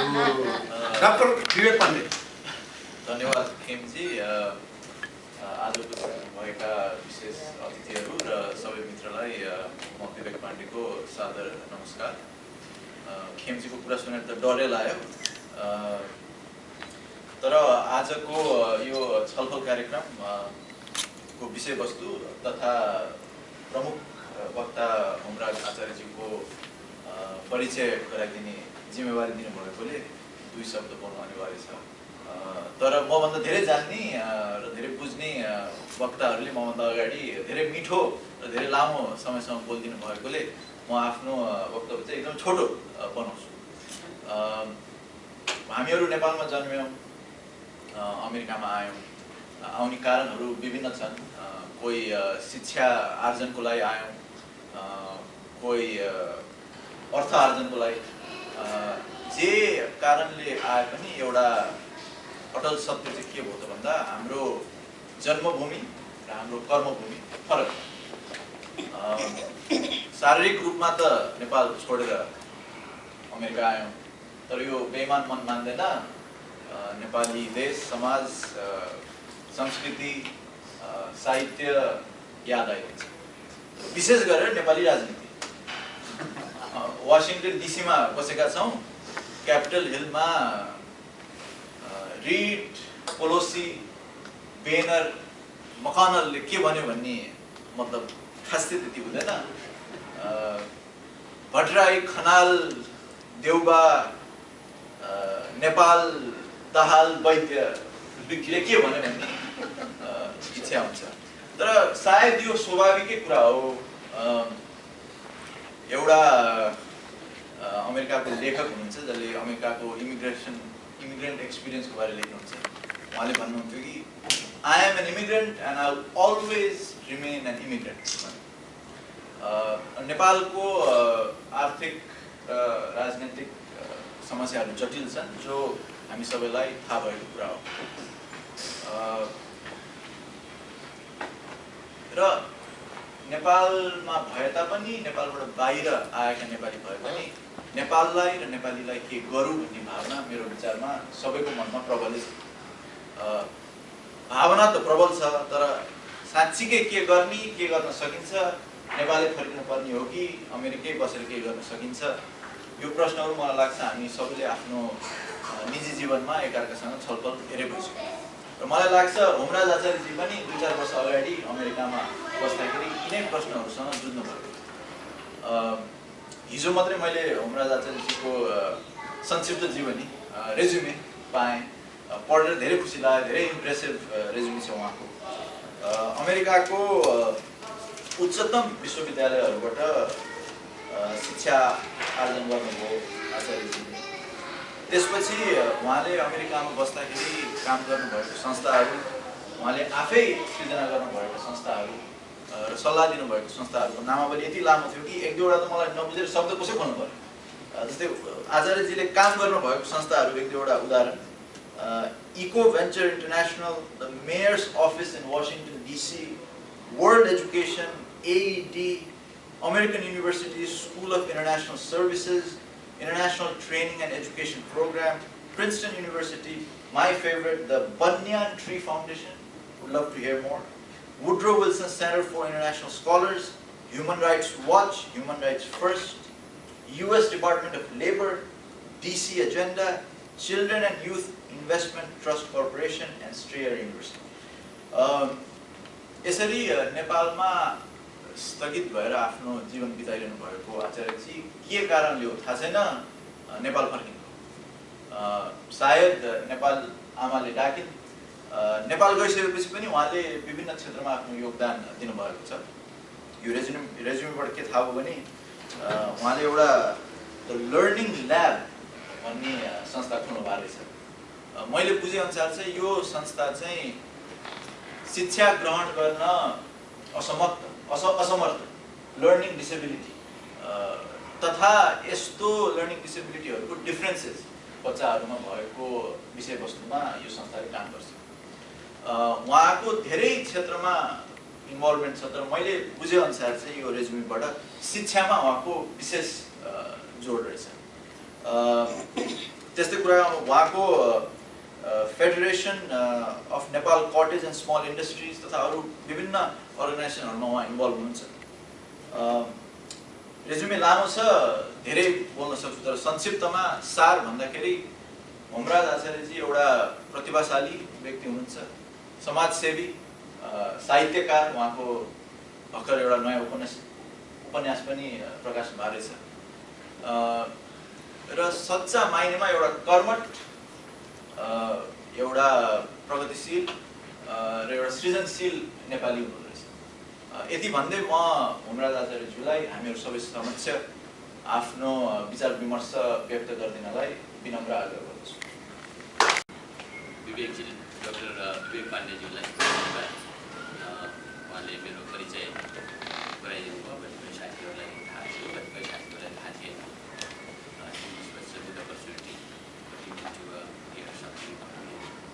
अनि अर्को कुरा, अब यहाँ सबै मेरा मित्रहरू हुनुहुन्छ, त्यसले गर्दाखेरि यहाँ उहाँहरूसँग मैले पहिलादेखि नै काम गरे हो। त्यसले गर्दाखेरि अब यो फोर्मालिटी यताउति सम्बोधन गर्दा मैले मित्रहरूकै लेभलमा, साथीहरूकै लेभलमा लिएर यो प्रोग्राम चाहिँ भाग लिँदैछु। आजको यो प्रोग्राम आयोजना गरिदिनु भएकोमा सबै मित्रहरूलाई, त्यसपछि गएर डिसी मेट्रो च्याप्टर आइएनएलएसलाई विशेष धन्यवाद दिन चाहन्छु। र तपाईँहरूको आज शनिबारको दिन पनि एउटा अमूल्य समयलाई एकातिर पन्छाएर यहाँ आउनु भएको छ, त्यसको लागि पनि मेरा सम्पूर्ण मित्रहरूलाई म हार्दिक धन्यवाद दिन चाहन्छु। एउटा भेट्ने मौका पनि मिल्यो, यो एउटा चाहिँ भेटघाटको प्रोग्राम पनि हो र त्यसमा अरू केही कुराहरू सेयर गर्ने। जस्तै मैले यसलाई धेरै लामो स्पिच भन्ने भन्दा पनि एउटा इन्टरेक्सनको लेभलमा देखाउँदाखेरि राम्रो होला कि भन्ने जस्तो लाग्छ मलाई। केही तपाईँहरूले जिज्ञासाहरू छन् भने त्यो उत्तर दिन चाहिँ रेडी छु। अब नेपाल फर्कने अथवा यहीँ बस्ने कन्ट्रिब्युसन नेपाल फर्किँदा मात्रै हुन्छ अथवा नेपाल गइसकेपछि हुन्छ भन्ने एकदम विषयगत र सब्जेक्टिभ कुरा हो होइन। यसमा यो उत्तर सही र यो उत्तर गलत भन्ने चाहिँ डेफिनेटली हुँदैन। अहिलेको जमानामा मान्छेले जुनसुकै ठाउँमा बसेर भए पनि यदि चाहने हो भने कन्ट्रिब्युसन गर्न सक्छ। तर फरक के हुन्छ भने कतिपय कुराहरूमा कन्ट्रिब्युसन गर्नका लागि फिल्डमै जानुपर्ने अवस्था रहन सक्छ। त्यसको अवस्थामा त्यहाँ गएर काम गर्दा रमाइलो पनि हुन्छ, राम्रो पनि हुन्छ र यहाँबाट हामीहरू अलिकति केही यो देशमा पनि कन्ट्रिब्युसन गरेका मान्छेहरू नेपालमा पनि गएर हामीहरूले यदि कन्ट्रिब्युसन गर्न चाहन्छौँ, योगदान दिन चाहन्छौँ भने त्यो त राम्रै कुरा हो होइन। त्यसले गर्दाखेरि जान्न चाहने मान्छेहरूलाई जानुपर्छ भन्ने इन्करेज गर्ने त्यो त हामी सबैले गर्नुपर्छ। तर त्यहाँ जाँदैमा कन्ट्रिब्युसन हुन्छ भन्ने चाहिँ त्यो जुन एउटा भनाइ छ त्यो सधैँ सही भनाइ पनि चाहिँ होइन। बाहिर बसेर पनि गर्न सकिन्छ। अहिलेको ग्लोबलाइज्ड वर्ल्डमा त होइन, इभन काम गर्दा पनि चाइनामा बसेको एउटा इन्जिनियरले अमेरिकाको कम्पनीमा अमेरिका नदेखिकन पनि काम गरिरहेको हुन्छ। त्यसले गर्दाखेरि अब यो फिल्डमा जाने अथवा बाहिर डिस्टेन्सबाट सहभागिता देखाउने भन्ने जुन कुरा छ, यो कुरा अब अहिलेको सन्दर्भमा होइन जे गर्दा पनि राम्रो छ। अब म नेपाल गइसकेपछि होइन मलाई म किन गएँ त भन्ने कुरा पनि साथीहरूलाई एउटा इन्ट्रेस्टको विषय हुनसक्छ होइन। त्यसले गर्दाखेरि म किन गएँ भने म जान चाहेर इच्छाले गएको र हामी नेपाल जाँदाखेरि नेपालमा गएर अब हामीले चाहिँ जागिर पाउँछौँ कि पाउँदैनौँ होइन, त्यो सोचेर हामी गयौँ भने life will be very miserable होइन। त्यसले गर्दाखेरि हामी अमेरिका होइन युरोपमा बस्ने मान्छेहरूले नेपालमा गएर हामीले जागिर पाउँछ पाउँदैन भन्ने हिसाबले जाने होइन। हामी त्यहाँ जाने भनेको we have to create jobs for us and for others. अरू मान्छेले पनि जागिर पाउन् हामीहरू त्यहाँ गइसकेपछि हाम्रो क्रियाकलापले गर्दाखेरि, र हामीले अपर्च्युनिटीहरू आफै क्रिएट गर्न सकौँ। त्यसले गर्दाखेरि अब अमेरिकाको जागिर छोडेर नेपालमा गएर के जागिर गर्नु होइन, जागिरै गर्ने हो भने त यहीँ छँदैछ होइन। त्यसले गर्दाखेरि एन्टरप्रेन्योर भएर अथवा त्यहाँ गएर त्यस्तो किसिमको केही गर्ने छ भने त्यसरी जान सकिन्छ। जस्तै अब एजुकेसनकै सेक्टरमा म नेपाल फर्केको कारण के हो भने सार्वजनिक शिक्षालाई अत्यन्त उच्च क्वालिटीको गराउनुपर्छ नेपालले, र त्यसमा एउटा चाहिँ राष्ट्रले नयाँ किसिमबाट सोच्नुपर्छ, नयाँ इन्भेस्टमेन्ट गर्नुपर्छ भनेर मैले यो चार्टर एजुकेसन मुभमेन्ट मैले नेपालमा इन्ट्रोड्युस गर्नको लागि गएको थिएँ, र त्यो मैले इन्ट्रोड्युस पनि गरेँ। त्यसमा मलाई मेरा परम मित्र मैनालीज्यूले धेरै सहयोग गर्नुभएको छ होइन। विभिन्न अब सरकारी उसमा जाँदाखेरिका कतिपय ठाउँमा होइन एउटा चाहिँ यहाँ लिङ्केज बनाइदिने काम पनि उहाँले गर्नुभएको छ। र सुपरबाजीसँग त मेरो भेट भएको थिएन नेपालमा, तर तपाईँले टेलिभिजन इन्टरभ्यू पत्र पत्रिकाहरूमा यो मुभमेन्टको बारेमा अवश्य सुनेको हुनुपर्छ। चार्टर स्कुल मुभमेन्ट भनेको privately managed publicly funded education system, त्यसलाई मैले शिक्षामा वैकल्पिक प्रशासनिक व्यवस्था भनेर नाम दिएको छु। किनभने अहिलेको तरिकाले जुन नेपालमा शिक्षाको म्यानेजमेन्ट भइरहेको छ त्यो तरिकाले 80% नेपाली विद्यार्थीहरू जो सरकारी विद्यालयमा पढ्छन् उनीहरूले पाउनुपर्ने त्यो क्वालिटी एजुकेसन पाउन सकिरहेका छैनन्, र 20% जुन प्राइभेट स्कुलमा नेपाली विद्यार्थीहरू पढिरहेका छन् त्यसमा पनि 1% प्राइभेट स्कुल मात्रै क्वालिटीवाला स्कुल छन्। नत्र प्राइभेट स्कुल नेपालका भनेका ट्युसन सेन्टरहरू होइन, त्यहाँ चाहिँ बेसिकली परीक्षा पास गराउने एउटा मेकानिजम मात्रै सिकाइन्छ। भनिसकेपछि अब हामीले ट्युसन सेन्टरकै रूपमा नेपालको शिक्षालाई अगाडि बढाउने हो भने होइन अहिलेकै प्राइभेट एजुकेसनकै लेभलबाट जाँदाखेरि भइहाल्छ। तर 80% जनतालाई राष्ट्रको मूलधारमा हाई क्वालिटी एजुकेसन दिने हो भने हामीले पब्लिक एजुकेसनलाई नै स्ट्रङ बनाउनु पर्ने आवश्यकता छ। यो देशले देखाएको एउटा उदाहरण पनि त्यही हो होइन। यहाँ त प्राइभेट स्कुलमा कति मान्छे पढ्छ होइन, अब हेर्ने हो भने लेस देन 10%। त्यसमा पनि अब प्राइभेट सेक्टरमा पनि अब कतिले होम स्कुलिङबाट पढिरहेको छ, कतिले प्राइभेट सेक्टरमा पढ्छन्, तर धेरै जसो त पब्लिक सेक्टरमै जाने हो, र पब्लिक सेक्टरसँग धेरै पैसा पनि छ। र नेपालमा पनि पब्लिक सेक्टरसँग धेरै पैसा छ प्राइभेट सेक्टरभन्दा, तर चाहिँ यहाँ के भयो भने उनीहरूको पर्फर्मेन्सको कुरा हेर्ने हो भने अत्यन्त कम भयो कि सरकारले पैसा खर्च गरेछ। अब अहिले हामीले हेऱ्यौँ भने लगभग 41% विद्यार्थीहरू मात्रै पास भएको अवस्था रह्यो अहिले एसएलसीको उदाहरण हेर्ने हो। त्यसमा पनि प्राइभेट सेक्टरको कन्ट्रिब्युसन धेरै माथि छ, त्यो 41% अन्तर्गत पनि। भनिसकेपछि सरकारले पैसा खर्च गरिसकेपछि त मेजोरिटी मान्छेहरूले अलिकति सफलता प्राप्त गरेको अनुभव गर्नुपर्ने हो, तर त्यो अवस्था रहेन। त्यसले गर्दाखेरि हामीले नेपालमा नयाँ तरिकाबाट एजुकेसन सिस्टमलाई लिएर जानु जरुरी छ। र मैले अमेरिका बस्दा पनि यही सेक्टरमा आफूले काम गरेका थिएँ होइन। म एजुकेसनको स्पेसियलिस्ट पनि भएको कारणले गर्दाखेरि अनि त्यो नलेजलाई सेयर गर्न यहीँबाट मात्रै बसेर चाहिँ सम्भव छैन, किनभने त्यहाँ पाइलटिङ गर्नुपर्ने हुन्छ, विद्यालयमा जानुपर्ने हुन्छ, ट्रेनिङ दिनुपर्ने हुन्छ। त्यसले गर्दाखेरि नेपालमा योजना आयोगसँग धेरै यस विषयमा छलफल भयो, अर्थ मन्त्रालयमा धेरै छलफल भए, त्यसपछि गएर शिक्षा मन्त्रालयमा यस विषयमा धेरै छलफल भए, अनि हामी एउटा एमओयूको चरणमा पनि पुगिसकेका थियौँ। तर अब यो भनेको के भने यसमा पोलिसीमा चेन्ज नभइकन यो काम गर्न सकिँदैन। पोलिसी चेन्ज गराउनलाई थाहै सरकार चाहियो। अब नेपालमा मै गएपछि पनि 4-5 सरकार चाहिँ परिवर्तन त्यसले गर्दाखेरि अब त्यो सरकार परिवर्तन हुने क्रममा अब एउटा ग्रुपलाई ठिक्क तयार पारेर यसरी गर्ने एकदम राम्रो छ भने त्यसपछि हाम्रो ढल्छ, त्यसपछि फेरि सुरु गरेको ब्याक टु स्क्वायर। यसो पालो होला नि 4 महिना 5 महिनाको होइन। अनि त्यो भए हुनाले अब अहिलेको चार्टरको मुभमेन्टलाई यो मुभमेन्ट त जारी छ, तर मलाई के लाग्छ भने अब अलिकति लार्जर स्टेक होल्डरहरूसँग कुराकानी गरेर सरकार थाहै भइसकेपछि मात्रै यो कुरा अगाडि बढाउने भनेर त्यो कुरा चाहिँ अहिले ब्याक बर्नरमा बसिरहेको छ। किनभने इम्प्लिमेन्टेसन गर्ने काम भनेको पोलिसी नबनिकन बन्दैन। कुनै एउटा एनजिओ खोल्या जस्तो भए त्यो सजिलै अगाडि बढ्थ्यो। म नेपालमा एनजिओ खोल्ने भनेर पनि भएको होइन। मैले सरकारी माध्यमबाटै त्यस्तो किसिमको पोलिसी इन्स्ट्रुमेन्टहरू इस्टाब्लिस होस् जसले 80% नेपाली जनताका छोरा के अरे नेपाली विद्यार्थीहरूले हाई क्वालिटीको उच्च गुणस्तरको शिक्षा प्राप्त गर्न सकुन् भन्ने मेरो मान्यता हो र म त्यसैमा अहिले पनि लडिरहेको छु, त्यसैमा म लडिरहने हो। अनि मेरो मिसन पनि त्यही हो। अब त्यो सफल नहुने बेलासम्म होइन I will be at it होइन, म त्यसमा चाहिँ लागिरहनेछु। त्यसमा मलाई लाग्छ धेरै साथीहरूको चाहिँ सहयोग नेपालमा त म जिल्लामा जाँदा पनि साथीहरूले इट्स भेरी गुड आइडिया त्यो ल्याइदिनु पऱ्यो, हाम्रो जिल्लाबाट सुरु गर्नुहोस् पहिला, हाम्रो जिल्लाबाट सुरु गर्नुहोस् पहिला भनेर भन्दैन। अब तर मैले आफ्नो खल्तीबाट पैसा हालेर सुरु गर्ने भए त मैले गरिसक्ने होइन। तर त्यो के हो भने यो सरकारी लेभलबाटै हुनुपर्छ भन्ने मेरो मान्यता हो। त्यसले गर्दाखेरि जब स्थायी सरकार गठन होला, चुनाव भइसकेपछि त्यसपछि फेरि यो विषयमा कुरा गरौँला। अब सुप्रभातजीको त्यत्रो इन्फ्लुएन्सियल अर्गनाइजेसन छ प्यारेन्ट्स एसोसिएसन अफ नेपाल होइन। अनि अब तपाईँहरूले पनि यस विषयमा कुरा उठाउनु होला। अब यस विषयमा तपाईँहरूले थाहा पाउनुभयो कि भएन मलाई थाहा छैन, तर मिडिया स्क्यानिङ गर्ने हो भने तपाईँलाई पक्कै पनि थाहा छ। यो राष्ट्रिय ध्वजको विषय पनि भनेको हो।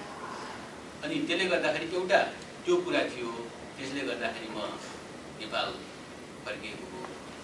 अनि अर्को कुरा के छ भन्नुहुन्छ भने हामीहरूले अपर्च्युनिटी क्रिएट गर्नका लागि त्यहाँका युवावर्गहरूसँग पनि हामी कार्यक्रमहरू गर्दै जानुपर्छ र हामीहरूले एउटा त्यस्तो किसिमको इक्जाम्पल सेट गर्न सक्यौँ भने अरूहरूलाई पनि एउटा उदाहरण बन्न सकिन्छ भन्ने हिसाबले त्यो इन्करेज गर्ने बाटोबाट म चाहिँ नेपाल गएको र मेरो छोरोलाई पनि नेपाली भाषा संस्कृति कल्चर सिकाउनु पर्ने थियो होइन। अहिले ऊ नेपालकै स्कुलमा 11th ग्रेडमा पढ्दैछ होइन। भनिसकेपछि अब नेपाली शिक्षा नराम्रो छ भन्नुहुन्छ तपाईँले, मैले नराम्रो छ भन्न खोजेको होइन कि नेपाली शिक्षालाई अल्टरनेटिभ वेबाट म्यानेज गर्नु पर्यो भन्ने चाहिँ मेरो मान्यता हो। त्यसले गर्दाखेरि शिक्षा अटोमेटिकली हामीले राम्रो गराउन सक्छौँ। अनि त्यही सन्दर्भमा मैले नेपाली स्कुलमा आफ्नो छोरालाई पढाइरहेको छु। तर के छ भनिसकेपछि अब अमेरिकामा पढेर गएको हुनाले होइन अब एसएलसीको दायरामा म राख्न उसलाई चाहन्नथेँ। त्यसले गर्दाखेरि ऊ इन्टरनेसनल प्रोग्राम अन्तर्गत युएनसी स्कुलमा अहिले 11 क्लासमा चाहिँ पढिरहेछ।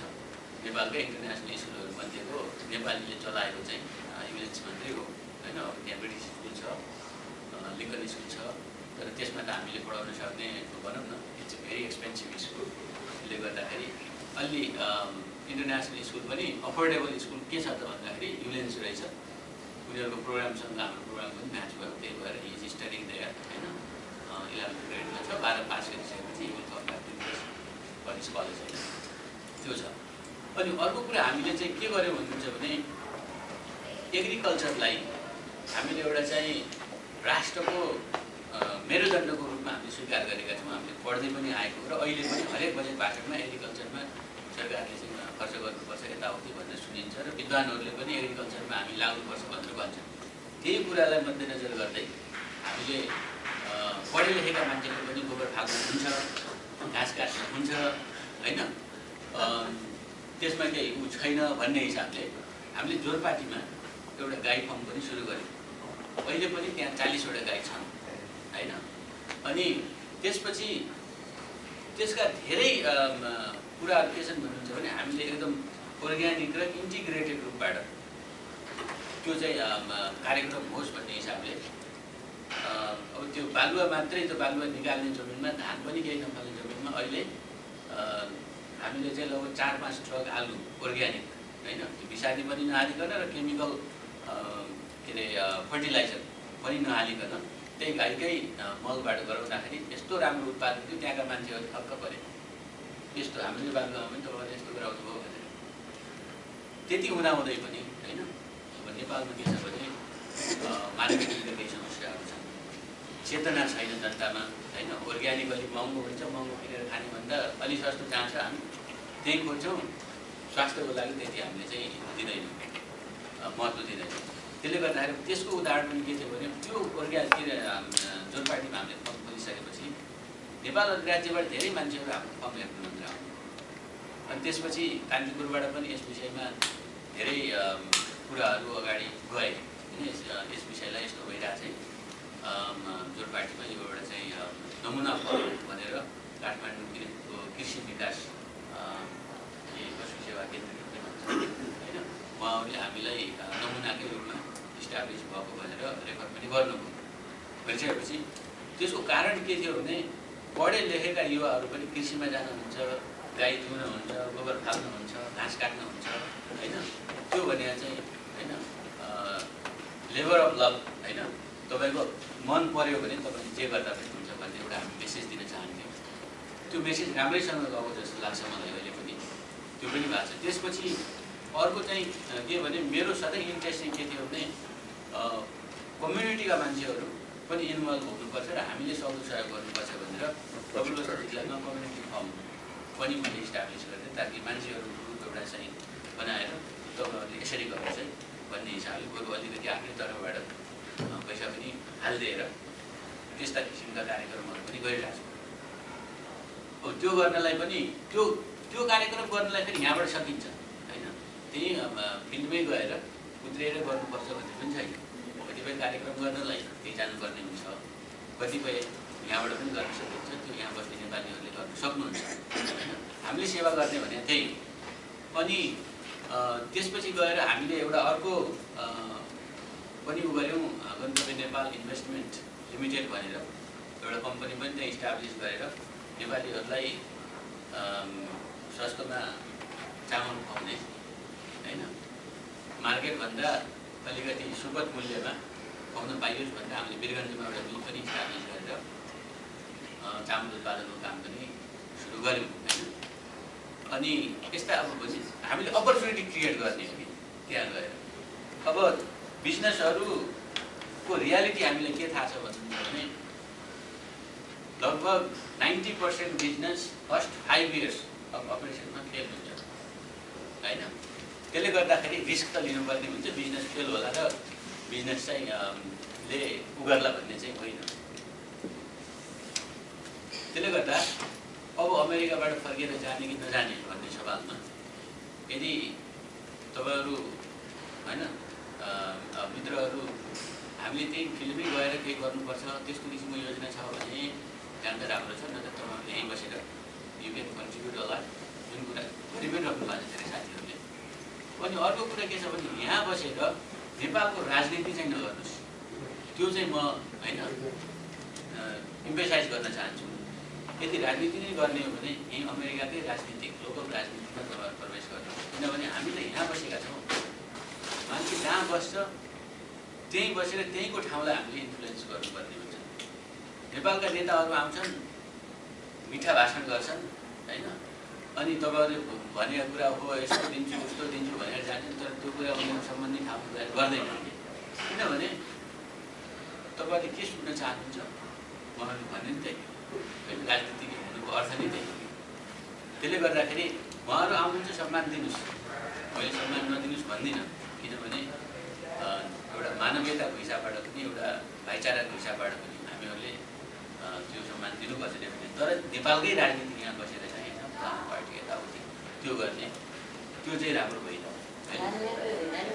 अनि अर्को कुरा यदि तपाईँहरूलाई नेपालको बारेमा चिन्ता लागिरह्यो, रातमा चाहिँ निद्रा चाहिँ परेन होइन, त्यस्तो अवस्था रह्यो भने तपाईँहरू यहाँ नबस्नुहोस्। निद्रै पढ्न छोड्यो भने then you have to go back होइन।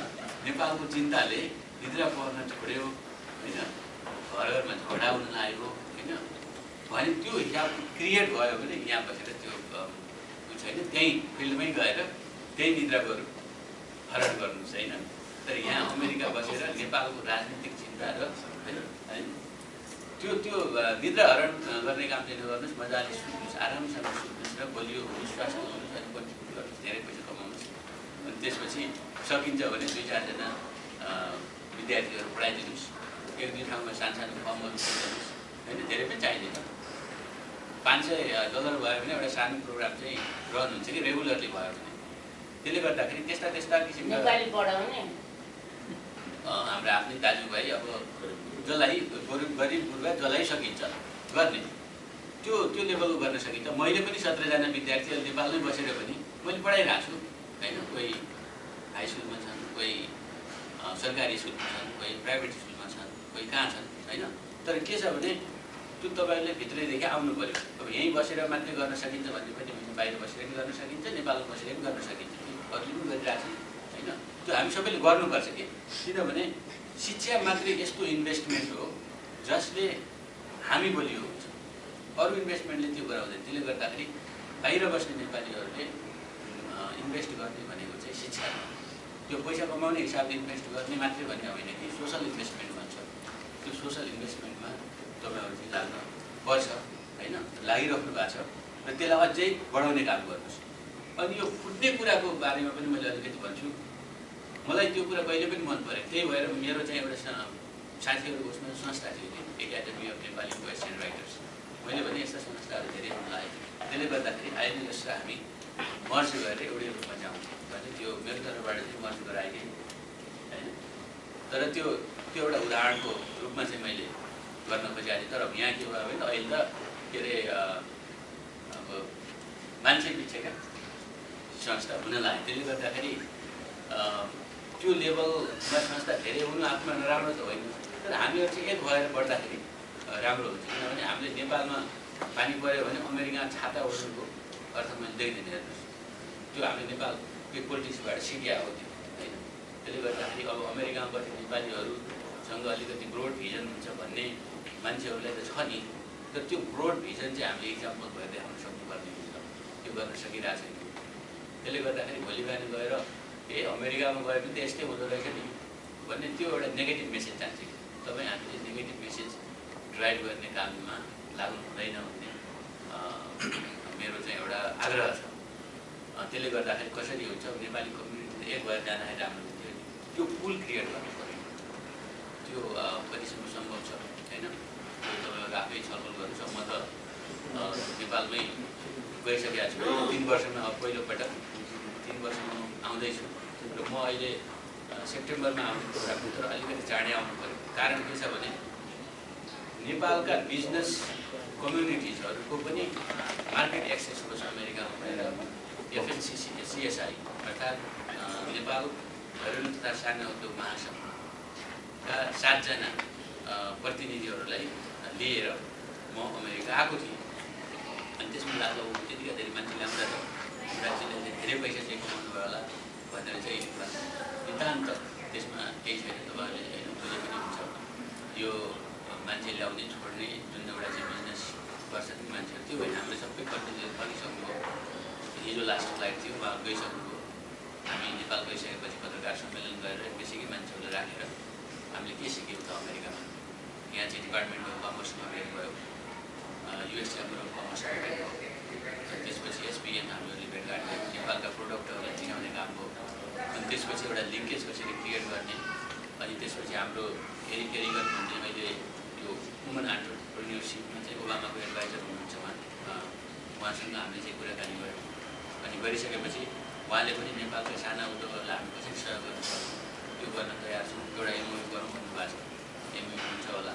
भनिसकेपछि त्यो सिलसिलामा नेपाली प्रडक्टहरूलाई पनि नेपालका बिजनेसहरूलाई पनि हामीले अमेरिकामा एउटा चाहिँ मेन स्ट्रिममा लिएर जान सकिन्छ भन्ने हिसाबले त्यो गर्ने हामी अत्यन्त सफल भयौँ। त्यो एउटा चाहिँ राम्रो इक्जाम्पल भएको छ। उहाँहरूले 20-25 हजारको डलरको अर्डर पनि होलसेलको लागि पाइसक्नु। अनि त्यो पनि एउटा चाहिँ राम्रो कन्ट्रिब्युसन हो क्या।